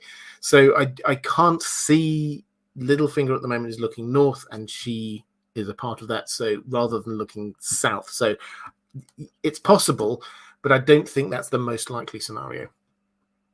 And bonus question, you said, which Stark children, of any, will meet Lady Stoneheart and her merry band of murderers? And what will happen when they do? Well, in terms of Stark children, Bran won't, because he's all the way far beyond the wall. Rickon won't. he's on Skagos, and then he's going to be heading towards Winterfell. He's not coming all the way south. Sansa probably won't, because she's in the Vale and then probably will be heading north. Arya may. So if I had to pick one, it would be Arya, simply because winter is coming and travel is very hard. And Lady Stoneheart is not going to go all the way to the far north, I do not think. So Arya might. If she does, I wonder whether there would be a mercy killing there somewhere, because Arya will see that this is not really her mother anymore. It's just what is left. This would have an impact on Arya, because Arya will, as well as seeing what's left of her mother, there will be some kind of what's left of me ? I think for Arya is that if she thinks, oh, my mother used to have, all of this part of her character, and all that's left now is this desire for revenge and killing. She just has to look in a mirror to say, well, what's left of me? My list is revenge and killing. So it works at that level that perhaps she would meet up. Bear Island saying, hello, Robert. Hope you and Dan are well. We are, thank you. Well, my instinct is to expect a Dornish bloodbath by the start of A Dream of Spring. I can't help but wonder if I'm being tricked. Is there even the smallest chance that Doran Martell is smarter than he seems, and that something he's planning is going to work out? Perhaps all of his plans will fail, and it'll be one of the many Sand Snake plots that succeed. Okay, so I'm often a little bit down on Doran Martell because he's presented as being this strategic genius, but his plan is just to marry into the Targaryens. But he does have, I'm a bit unfair to him, because he does have this extra layer. Now, we should look at what decisions he has made with the Sand Snakes, because this, I think, is the fascinating one. Is the Sand Snakes, when their father, Oberyn, died, they all wanted revenge in some way. They all came up with plans. They all came up with ideas, plots, and he basically got them all captured and imprisoned them all. And that was where they were until very recently, when he just turned around and said, I'm now releasing you, and I'm giving all of you different missions to go off and do stuff. The intriguing thing for me is who he chooses to go where. Now, he sends... Dawn has got an invite to fill up a seat on the small council, and he sends Nymeria there. Now, Nymeria is the person who said, when her father died, her intention, her feeling was that they should kill all of the Lannisters. Basically, they should kill, I think she said 4 Lannisters. She wanted to kill Tywin, Cersei,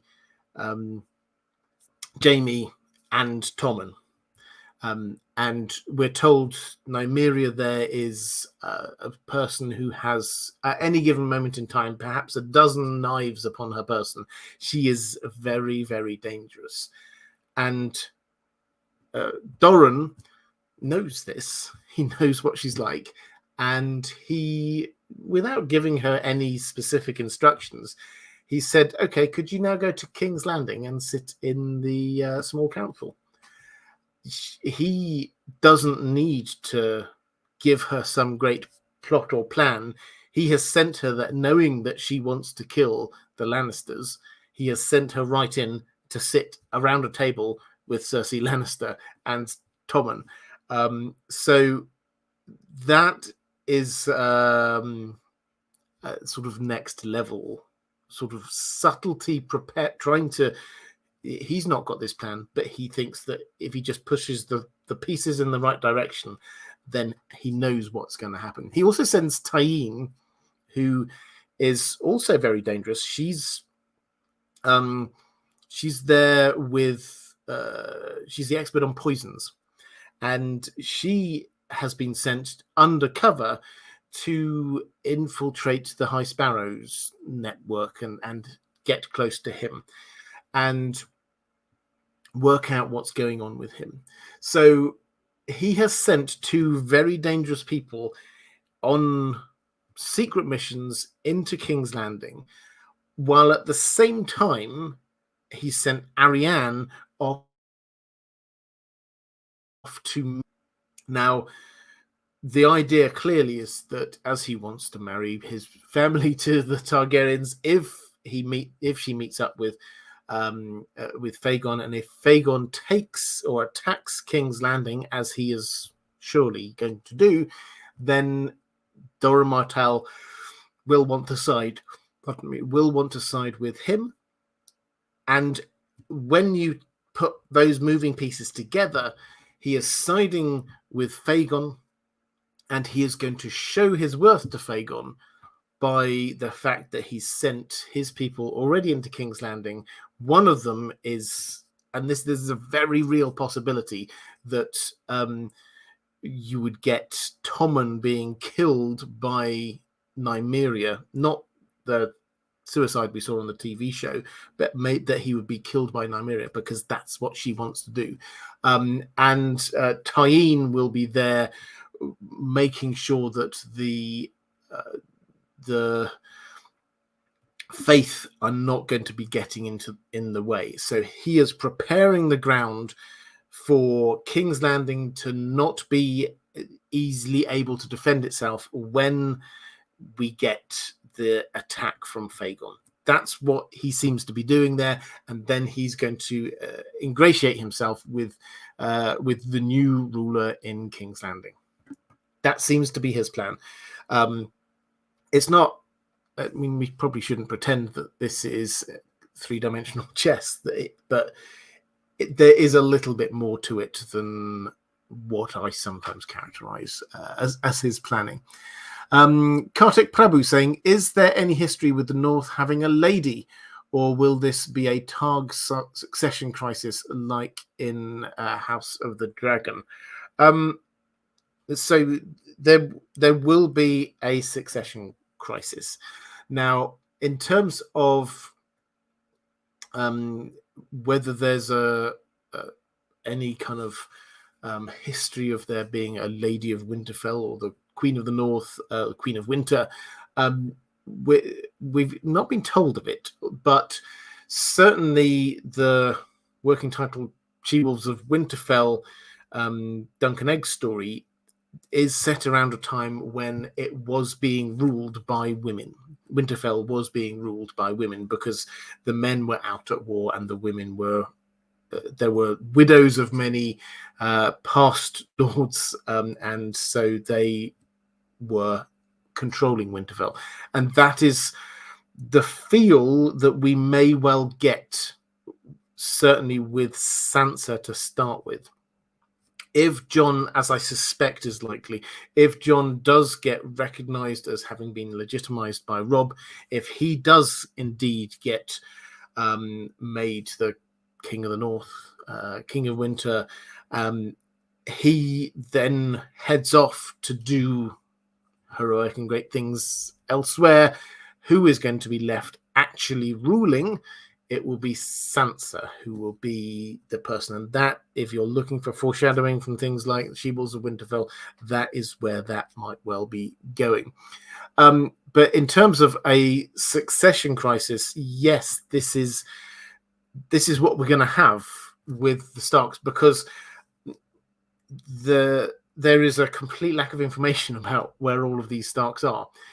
We've got Jon, who is dead, but possibly was legitimized by Robb, but he was legitimized presumably on the basis that he was Ned Stark's son, which he actually isn't. So that's going to throw all of that up in the air when we find out about that.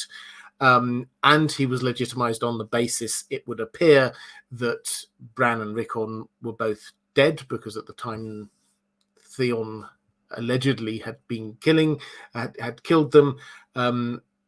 But then we've got Rickon, who is there, who we know that the Manderleys are going to try and rally people behind because Bran seems to be missing. But at some point, Bran may well also return back down south, and he may well appear.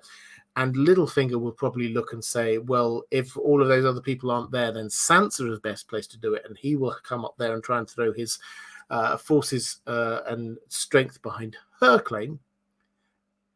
It's a succession crisis because everybody's got different backers. Now, I think it will end up that the Starks, they're not actually all fighting they don't want it necessarily each. And so that will be why there's not a long-term problem here. But in the short term, everybody will have different backers, and it's the backers themselves that will be the issue, fighting amongst each other, trying to get their person on the throne. Creative Branches saying, first off, what is the Merry Marvel Marching Society? This was one of the Not a Blog posts recently where George R. Martin said how much he liked the Doctor Strange movie, Multiverse of Madness, which I thought was a good movie. It sounded like George R. R. Martin really liked it, though. And he just said, as an aside, that he was a member of the Merry Marvel Marching Society. Now, I had to look this up, but this was a fan club, a Marvel fan club set up by Stan Lee back in the 1960s, and you would pay them your whatever it was, and then they would send you stuff through the post, a badge or a poster or special edition comic, whatever it was. They would send stuff out to you, and he was a member of it. And yeah, that was George R. Martin's post. That blog post was basically him saying, I'm falling back in love with Marvel, which great. Very happy for him. Secondly, looking for some speculation here, what parts of the COVID shutdown situation has led to increased writing productivity, and what has led to work undone? The loneliness and loss of friends, lack of movies and outings, the work on wildcards and shows, and the anticipation of soon-to-be free and released George. Is it fair or ethical for us to feel so involved in his personal life? Well, just on that last bit, my general take is that the things that he has opened up to us, then he's obviously okay for us to know about and to invest into some degree. So when he talks about, as he has done on his blog for the last couple of years, he's lost a lot of close friends over the last couple of years. Then if he's being open with that, then I think that's great. If there are things that he has not been open about and come to the surface, then personally, I think that would not be right for us to be doing huge amounts of speculating on. If he's put his own line of where he wants his privacy to be, then that's something that we should respect, not just for him, but for people in the public eye more broadly. But in terms of sort of the issue of what factors have helped productivity, what factors have not helped productivity, I think that him being, he's locked himself up in his mountain hideaway for a long period of time, and he did have in 2020 his most productive year ever on the Winds of Winter. So at one level, yes, this is definitely the situation with COVID and everything has definitely helped him be more productive. I think that the big difference, the big downside is not actually anything to do with that. I say downside is the wrong way of saying this. The big shift has been away from, at the start of that sort of the COVID period, then George R. Martin was still very much saying, this is my priority. I'm going to do the Winds of Winter, then I'm going to do other things. By partway through, in fact, his update at the beginning of this year, I think it was about March before he actually got around to doing it. But the clear prioritization is different. yes, he is still working on the Winds of Winter.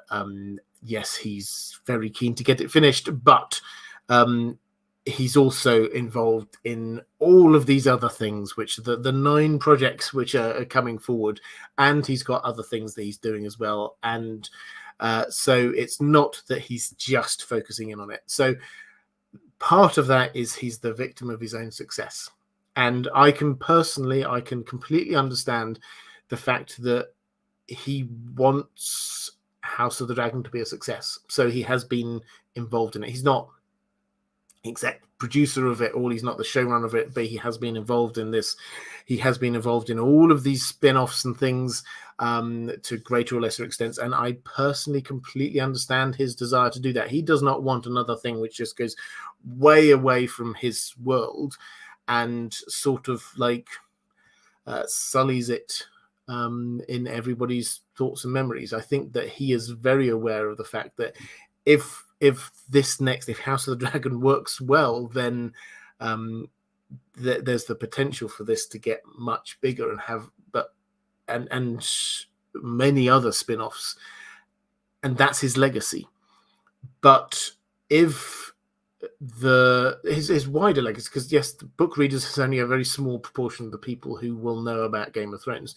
If it's bad, then what will people think of as George R. R. Martin Game of Thrones is like, it started off really well, but then it sort of like couldn't keep going. So I completely understand his desire to spend time on making sure that the TV shows are good. But yeah, that I think is the main thing that has prevented the productivity. Question from Andrea Quaid saying, I know George R. R. Martin is more interested in whether people believe in prophecy and how it affects their actions. However, a lot of the prophecies in the Song of Ice and Fire do come true, but maybe not in the way people expect. I recently reread A Song of Ice and Fire, and I'm curious about a dream Cersei had and parallels with the beautiful woman getting devoured by dwarf-like creatures in the House of the Undying. I love this Grey Area's theories on this, and you did a great video with her to discuss that. That was a very long time ago, but yes, I remember it. And surely this is about Cersei being consumed by seeing Tyrion in every corner and eventually destroying her. Her dream mentions her being naked and getting cut and sliced by the Iron Throne, and Tyrion laughing at her. So what was going on there? And then what are your current thoughts on how the Valonqar prophecy will work out? Well, let's do the Cersei dream first. This is how we're introduced to Cersei, is probably the first thing worth saying. We don't get Cersei chapters for a very long time. She's actually one of the later characters to get her own POV chapters. And this is how we're introduced to her, is this sort of dream where she's sitting on the Iron Throne, and then she's got all of these dwarfs around her. Then she realizes that she's naked. Then she realizes that actually the Iron Throne is starting to cut her. Then she tries to get up and gets herself tangled up, and Tyrion is laughing at her. And then she wakes up, basically. So that's where we start off. It's an insight into her subconscious mind. She's thinking about power. She's thinking about being in control. But at the same time, she's exposed. The Iron Throne cutting someone is often used as a symbol of this person is not worthy of the Iron Throne in some way. We get Maegor the Cruel. So the dragon will find Rhaenyra getting cut by it, and it happens a few other instances of people who are the Mad King Aerys was cut a lot by it. So people who get cut by the Iron Throne are often symbolically, this is them not being worthy of it. So there's a lot of it, and her having people laughing at her, particularly Tyrion, who she becomes obsessed with. This is her subconscious working its way through all of this. She desperately wants to be in power, but it will leave her exposed. She's not actually good at it, and Tyrion is there laughing at her. So that's what's going on there. Are there any links across to their vision that Dany has of a woman with lots of sort of dwarves biting at her and scratching her? Thematically, yes. I still go with the standard interpretation of that. You can have more than one interpretation of that kind of vision, which is that is symbolic of the War of the Five Kings. So the follow-up question there is about the Valonqar, which is another thing that Cersei becomes obsessed with. An old prophecy that she had from Maggie the Frog, this idea that Valonqar shall wrap his hands around her cold white neck and strangle her. And that's who's going to kill her. Valonqar meaning little brother or possibly little sister. Who might this be? Well, if we assume, and Maggie the Frog is one of those people who does seem to get things right. Everything else that could have come true seems to have actually come true from what she said. So this is likely to happen. But it's definitely left vague because, as you acknowledge, George R. R. Martin cares more about how people react to these kinds of prophecies than the actual truth of them or not. And the point is that Cersei reacts to this, and it fuels her hatred of Tyrion and trying to kill Tyrion because she thinks of him as being the little brother. So who might actually be? I still like the idea that this is Jaime. I get maybe Euron. I understand that was certainly Grey Aria's theory when she came on my live stream all that time ago. That was where she could see that going, and I could understand the logic. Personally, I still think the favourite here has to be Jaime, but they came into life together. They will leave it together. I think the fact that they will die together is very strong. Obviously, on the show, they just died death by falling masonry. I don't think it's going to be like that, but I think they will die together, and I think perhaps it will be Jaime killing her out of love for her and his very complicated emotions surrounding her. Arya could, this was another thought I've often had, is that maybe she will put on the face of Jaime and Cersei is on her list, and maybe she will pretend to be him and kill Cersei that way. I like it, but I think it being Jaime actually makes more sense to me.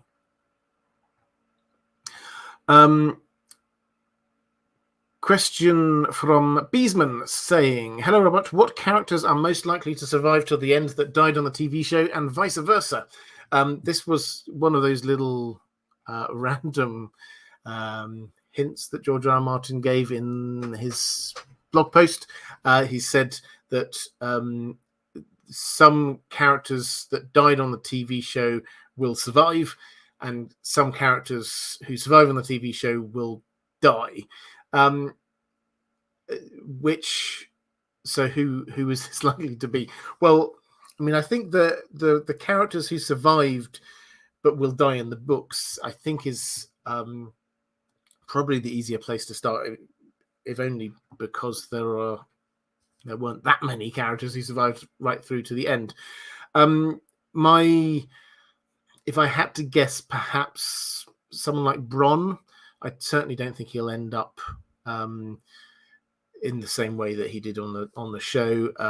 He is a character in the books, but his role was built up for the TV show a lot more. So I think there's a fair chance that he could die. I think Grey Worm on the TV show, they used him as being the last Dany loyalist. and the face of the Unsullied. And so that bolstered him up to be more of a character than he is in the books, or more of a central character than he is in the books. So I think there's a fair chance he might die. Someone like Pod, of course, maybe. I think it's harder the who dies but won't.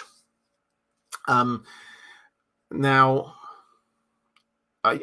this is something maybe the chat. I will see if you want to speculate in the chat. I'd love to know what people think about this, because who dies on the TV show that won't in the books? I do wonder whether someone like Jorah might survive in the books. The death that they had for him was this kind of very knightly defending his queen kind of death. That whole episode isn't going to happen the same way in the books, so that death isn't going to happen in the same way if it does happen. And on the show, they created it as a lot more a lot less creepy. Let's put it that way. In the books, then he's a lot older man. And yes, he does love her, but there's a lot more of a slightly weird angle to that as well. And I don't know.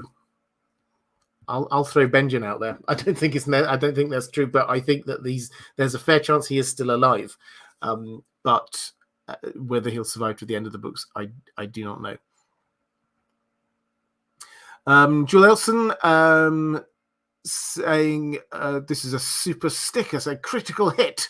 Thank you very much. I like that one. That's a good one. Reflective Rambling saying welcome to the first time chatters. Yeah, if this is your first time in the chat, then welcome. Particular welcome. If this is first time watching a live stream live, a particular welcome to you. And Reflective Rambling says Andy Owens, Will Budgeon, City Cito, Travis Kent, Tom Sharrow, Draxitelia's Parodies, Inward Xenon, and others. So yeah, hello to all of you, and welcome. And Andrew K saying Bronn will not be Master of Coin. No, he will not be Master of Coin in George R. R. Martin's story. Lord 20. George R. R. Martin mentioned in his Not a Blog post that he loves surprising his readers with twists and turns. So in your opinion, what kind of twists do you possibly see happening? Also, Martin said Quaithe still has a part to play. What do you see happening with her? Thanks for all your amazing content. Well, thank you very much. In terms of twists, I mean, by definition, he's trying to do things that we're not expecting. But I think that the kinds of twists that he might do, I mean, killing characters that we're not expecting to die, absolutely is the kind of thing that he would love to do.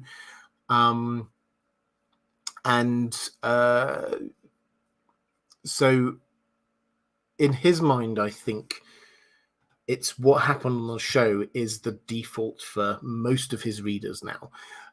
Perhaps not those who have been reading the books in quite the level of detail that perhaps we have, but for those who did read the books ages ago, then watch the TV shows, in their mind, the end of the TV show is going to be roughly what they're expecting to happen.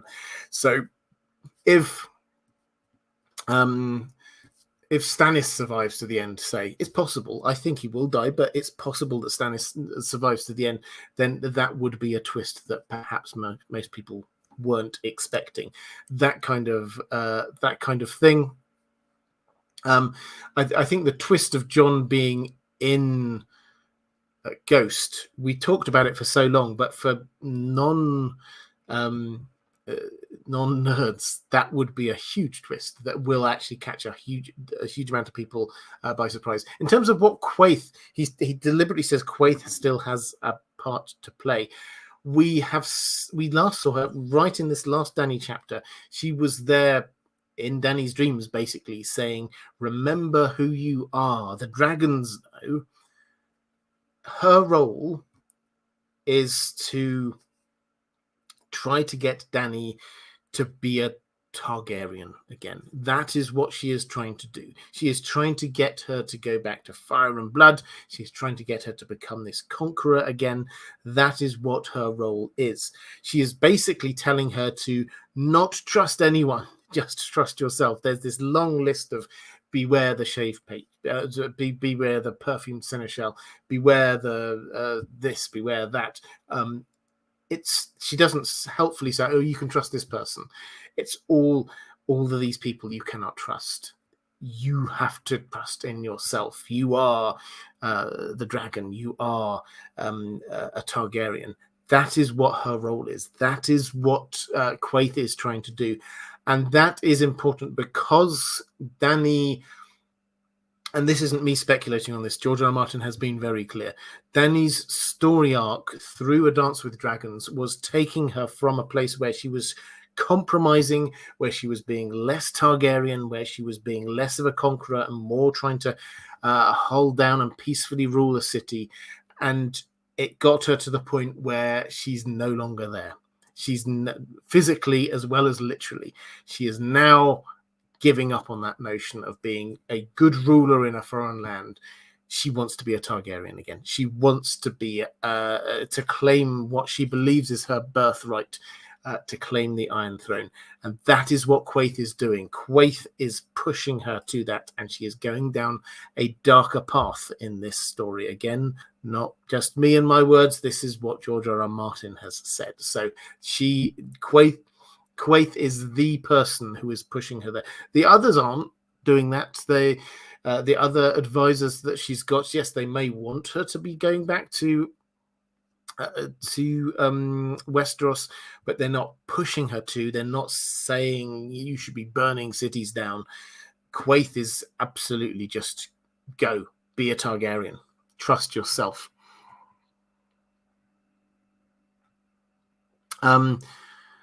Reflective Rambling, picking up for Chelsea Prater, saying thoughts on the Sam, Sphinx, Pate, lookalike, Maesters, and Faceless Men tangle. Yeah, there's a lot going on. So the Sphinx, Alaris Sorella, this is one of the Sand Snakes. The Sam is going to learn some stuff in Old Town. We don't know exactly how long he's got there. We don't know, but probably for less than a book, and then he's going to be heading back up north. So he's not going to be there for very long. In terms of the Faceless Men, Pate, yes. So the Faceless Man we know of as Jaqen H'ghar is now Pate. That much I think is pretty clear. Now, the question is, why are the Faceless Men down in Old Town? I did ages ago, I did videos on this. My take is that we think of the Faceless Men as just being a bunch of assassins for hire, and that's entirely wrong. Yes, they are assassins for hire, but this is a religion. This is a cult. This is an absolute belief system. All men must die is a statement of faith. That's not just a cool catchphrase. Everyone must die. That's what they ultimately believe in. They will have looked around at the world and gone, hang on a minute. All men must die. Everyone must die. This is the natural order of things. Death can be a blessing. You've reached the end of your life, you die. This is good. This is how the world is. However, let's look around the world. What's going on? Well, we've got people undead north of the wall. We've got down in King's Landing, we've got Qyburn creating the zombie mountain. We've got red priests coming and bringing people back from dead. People are not staying dead. All men must die. Something has to be done about this. So they are not just out there trying to kill people if they've been given a contract. They are now actively trying to think, how do we get rid of all of these threats to our fundamental belief? by using dragons is the first part of their plan, is my feeling. By using dragons to kill these undead, the others. They want to allow them to do that, but dragons in the long run, no. They don't want that, and so they are trying to get information about dragons. I think this hunting for a book on the death of dragons is absolutely possible. So I think although we don't know all the details of exactly what he's doing down there, I think he's not down there on a contract to kill a person. He is there on his religion's, his cult's business to try and figure out how to get the world back to how it ought to be, where the dead stay dead. So that, I think, is what is going on down there. And that's going to last until Euron attacks. And when Euron attacks, then you're going to find that Sam is going to grab an armful of books and run away. And I think you'll find Pate is going to do the same. I can certainly imagine that we're going to have at least a chapter or two of Sam trying to gather information about how do you kill the others and things like that, and then mysteriously find that Pate is also just hanging around looking at stuff as well, and you don't think that he should be, but you see it there happening in the background. So I think that's what we're going to be seeing from some Sam chapters, is him learning about stuff in the shadow of Euron about to attack, and Pate there just sort of tagging along and learning stuff as well. Interesting question. Thank you for that one. Shetland Apache, over or under on the Winds of Winter being released before 2025? So I've given up. I said it earlier, I've given up on trying to guess when this is going to be, or predict when it's going to be. So I'm not going down that path, I'm afraid. What I will say is that it's not going to be in the next few months, I don't think, because he still clearly has a reasonable amount to do. But he's over halfway. He can see the end now. So assuming he stays in good health and keeps writing, then, in the not too distant future. Chaos Ballerina, thank you very much. Very kind, saying, have you heard of the Exodus theory? Jon evacuates the north to Essos, meets Dany and Arya there. Together they return to Westeros to fight the others. DNA can take their time in Essos while still forging relationships with Jon. I've not heard of that theory. This is the kind of thing, I like it. I should probably say first, this is the kind of thing that it does make me reassess all of the assumptions that I've made about where this story's going, because George R. Martin can shift things around, and you have to say, well, what would, if Jon, let's say he does, we go down the path we think we're going to go down, the Boltons get kicked out, Jon becomes King of the North in some way, and then he's left with this choice of how do I face down the others? What do I do? Would a mass evacuation work? It's possible, but I think my general take is that strategically he will know you can't just run away from them.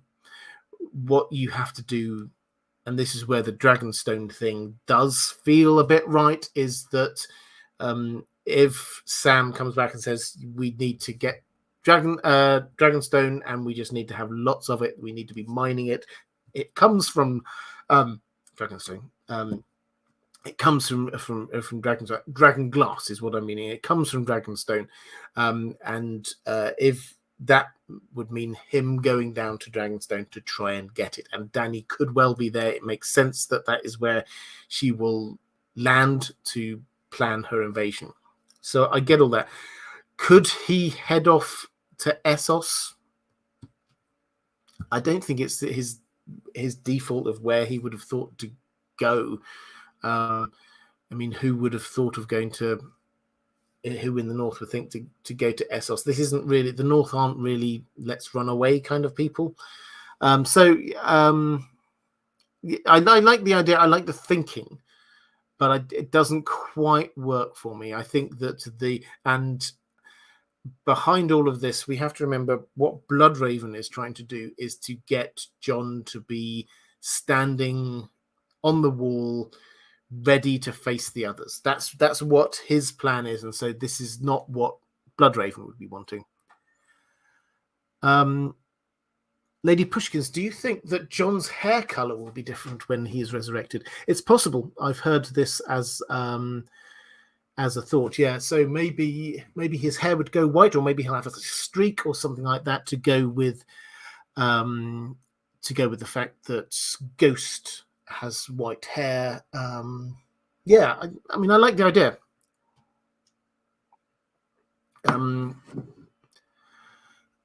Let's go to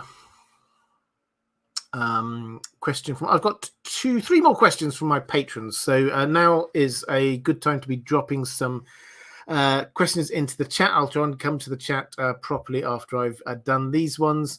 Catherine Firsteth saying, given George R.R. Martin's recent updates, how likely do you think it is that we now, given the time that has passed, are going to see a more different book or ending to the story than we would have if he had already finished the series? What do you suspect will be the biggest differences? I think, yes, it will be different. How different? I don't know. More time for things to change. I think if he had rushed it out, as was possible, he thought back in, I don't know when it was, 2015, 2016 or something, he was like muttering about, I think I might be able to finish this within the year. If he'd done that then I think there would have been fewer changes. I think it would have been very much more going down the straightforward route. The chance now we've had 11 years, given the fact that he is this Gardner writer, that he does allow his muse to come up with thoughts and take him down different avenues, we've had more opportunities for that to happen. So I think we're going to see a book that is different to what he would have expected to write. Question from Lauren Mintz. My question is, why do you think it has taken so long? Do you think he has written himself into a corner and his Gardner style of writing has made too many roadblocks for him? Do you think he's just too busy? Or perhaps the success of the TV show has made writing his series more of a chore? So I think there are lots of answers to this, and I think it's not one thing. I think that there are a lot of factors that all add up to why it's taken a while. The first one is it is a big book, and we shouldn't forget that. It would, even with the best will in the world, if this does end up being 1,300, 1,400 pages long, you would not expect him to do that in a year or two. With the best will in the world, that's 3 or 4 years worth. For any writer, you would have thought. And this is at the biggest, this is at the biggest, most complicated stage of this. The most characters there, the story at its widest expanse. This is complicated, and it's the most complicated moment in it. Other projects, yes, definitely. The fact that he has now got this huge contract with HBO definitely has taken some of his time up. I don't think he would pretend otherwise. And he has got distracted onto other things like Fire and Blood. Let's not pretend he hasn't got distracted. He has got distracted. And the other thing is there was, when Game of Thrones was on, he sort of hinted at this, but there was pressure. He felt the pressure to finish it, and that did lead to some sort of writer's block. Perhaps not classical writer's block as we think of it, but clearly he found it hard writing against deadlines. Because he's a Gardner writer, he wants to allow this to sort of go and develop as he goes, rather than thinking, I have to get this done by then, I have to just charge through this. That's not how he works. So there are a lot of reasons, and it's not one reason. I hope that he gives us it's not an explanation, but just a flavour of what it was after he has finished this. But I think that's it. It is a big book. It is a complicated book. He has had other priorities happening, and I think he did have some kind of feeling of pressure from the TV show. Certainly since the TV show has finished, yes, we've had lockdown and things like that, but it's very clear that he's written most of it since then. For all of his warm words, it's to me becoming increasingly obvious that before 2020 he probably wasn't even halfway through. It's not that he's now just finishing off the last few chapters. He's been working really hard on this and has done most of the writing in these last 2 or 3 years. So yeah, the TV show was a pressure. Lady Pushkins asked, do you think Varys disguised as a Rugen had anything to do with Jack and Hagar being in the Black Cells? Made me think something that was said in Jaime's chapter when Tyrion escapes. I don't know exactly what it was that you're thinking of that was said in Jaime's chapter. The idea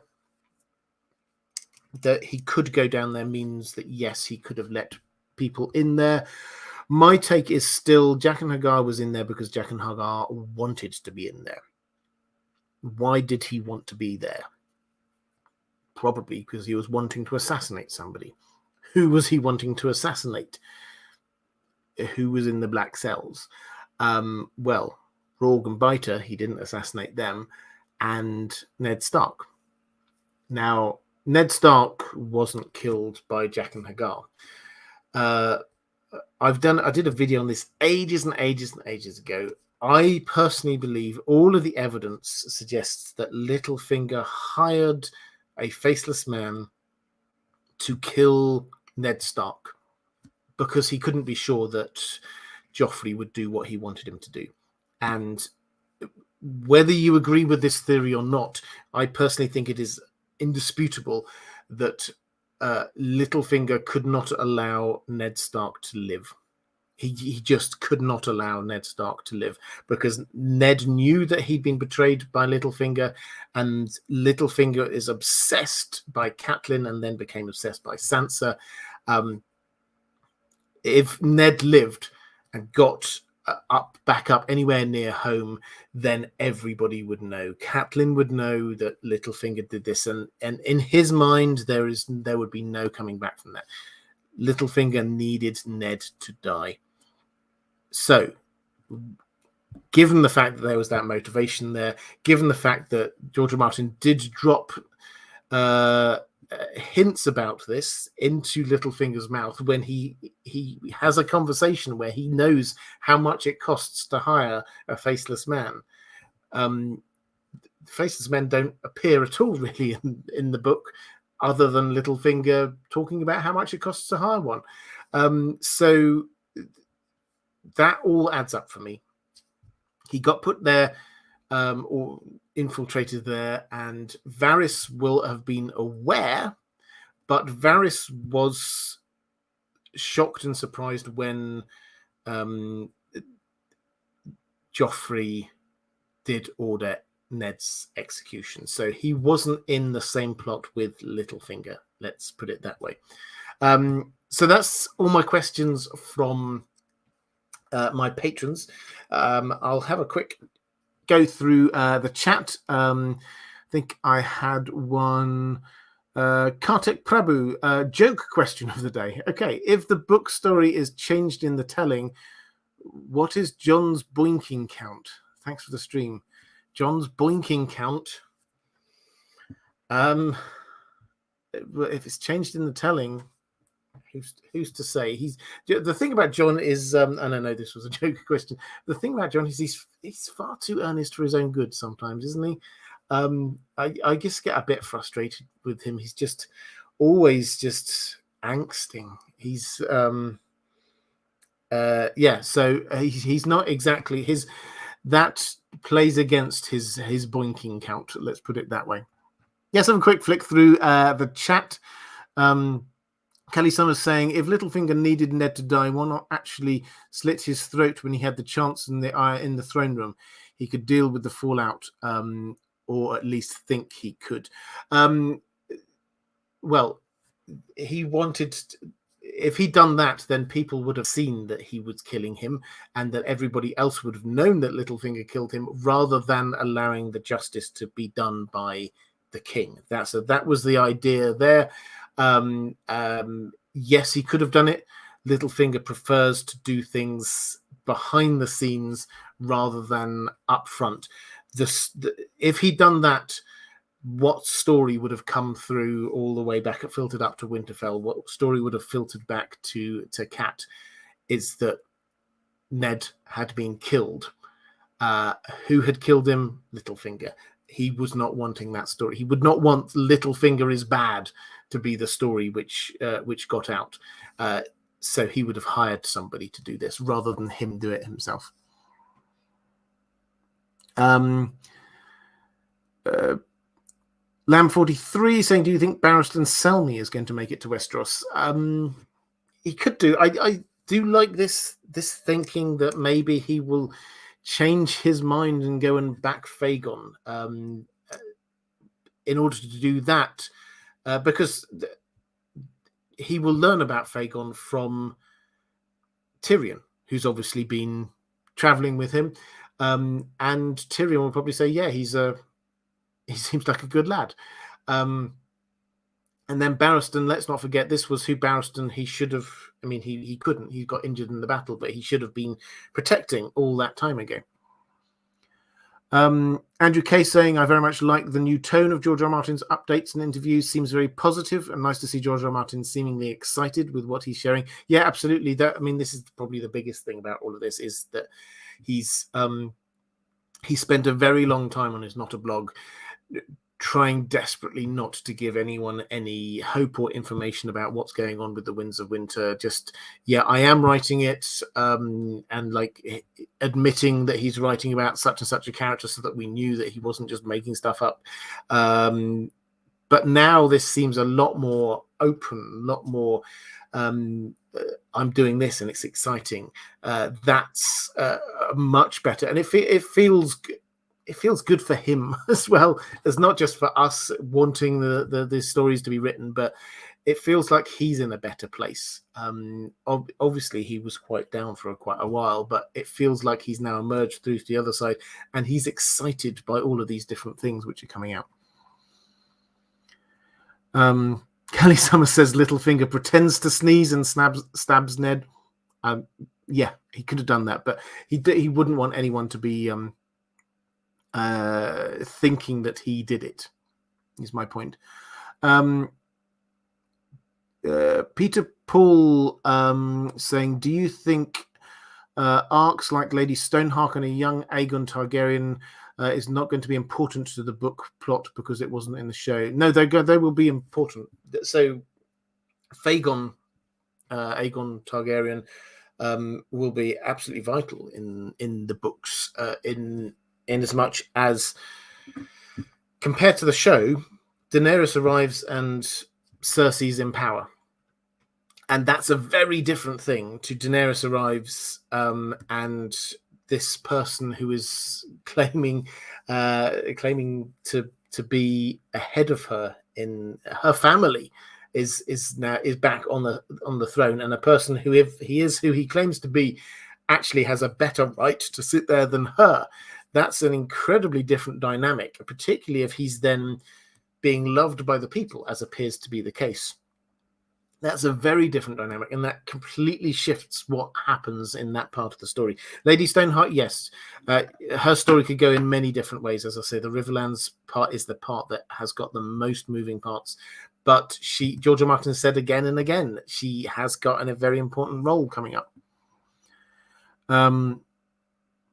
So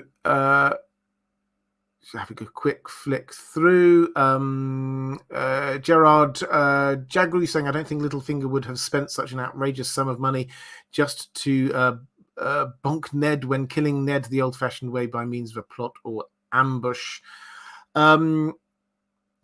Possibly, yeah, I get it, but we have to remember this is very early on in George R. R. Martin's writing.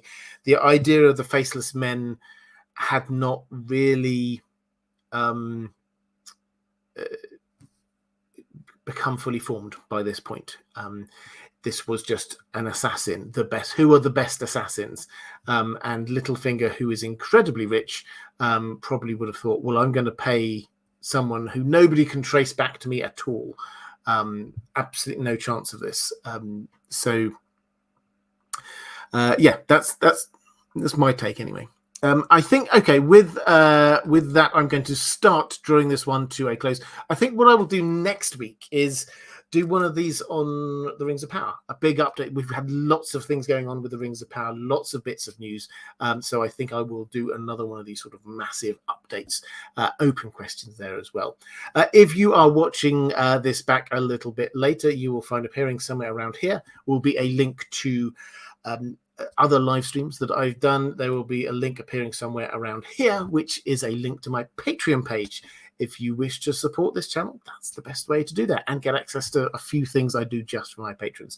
Okay, that's all for this time. Thank you, moderators. You do an amazing job. Thank you, chat. Some fantastic questions today. Take care, everyone, and I shall see you again soon.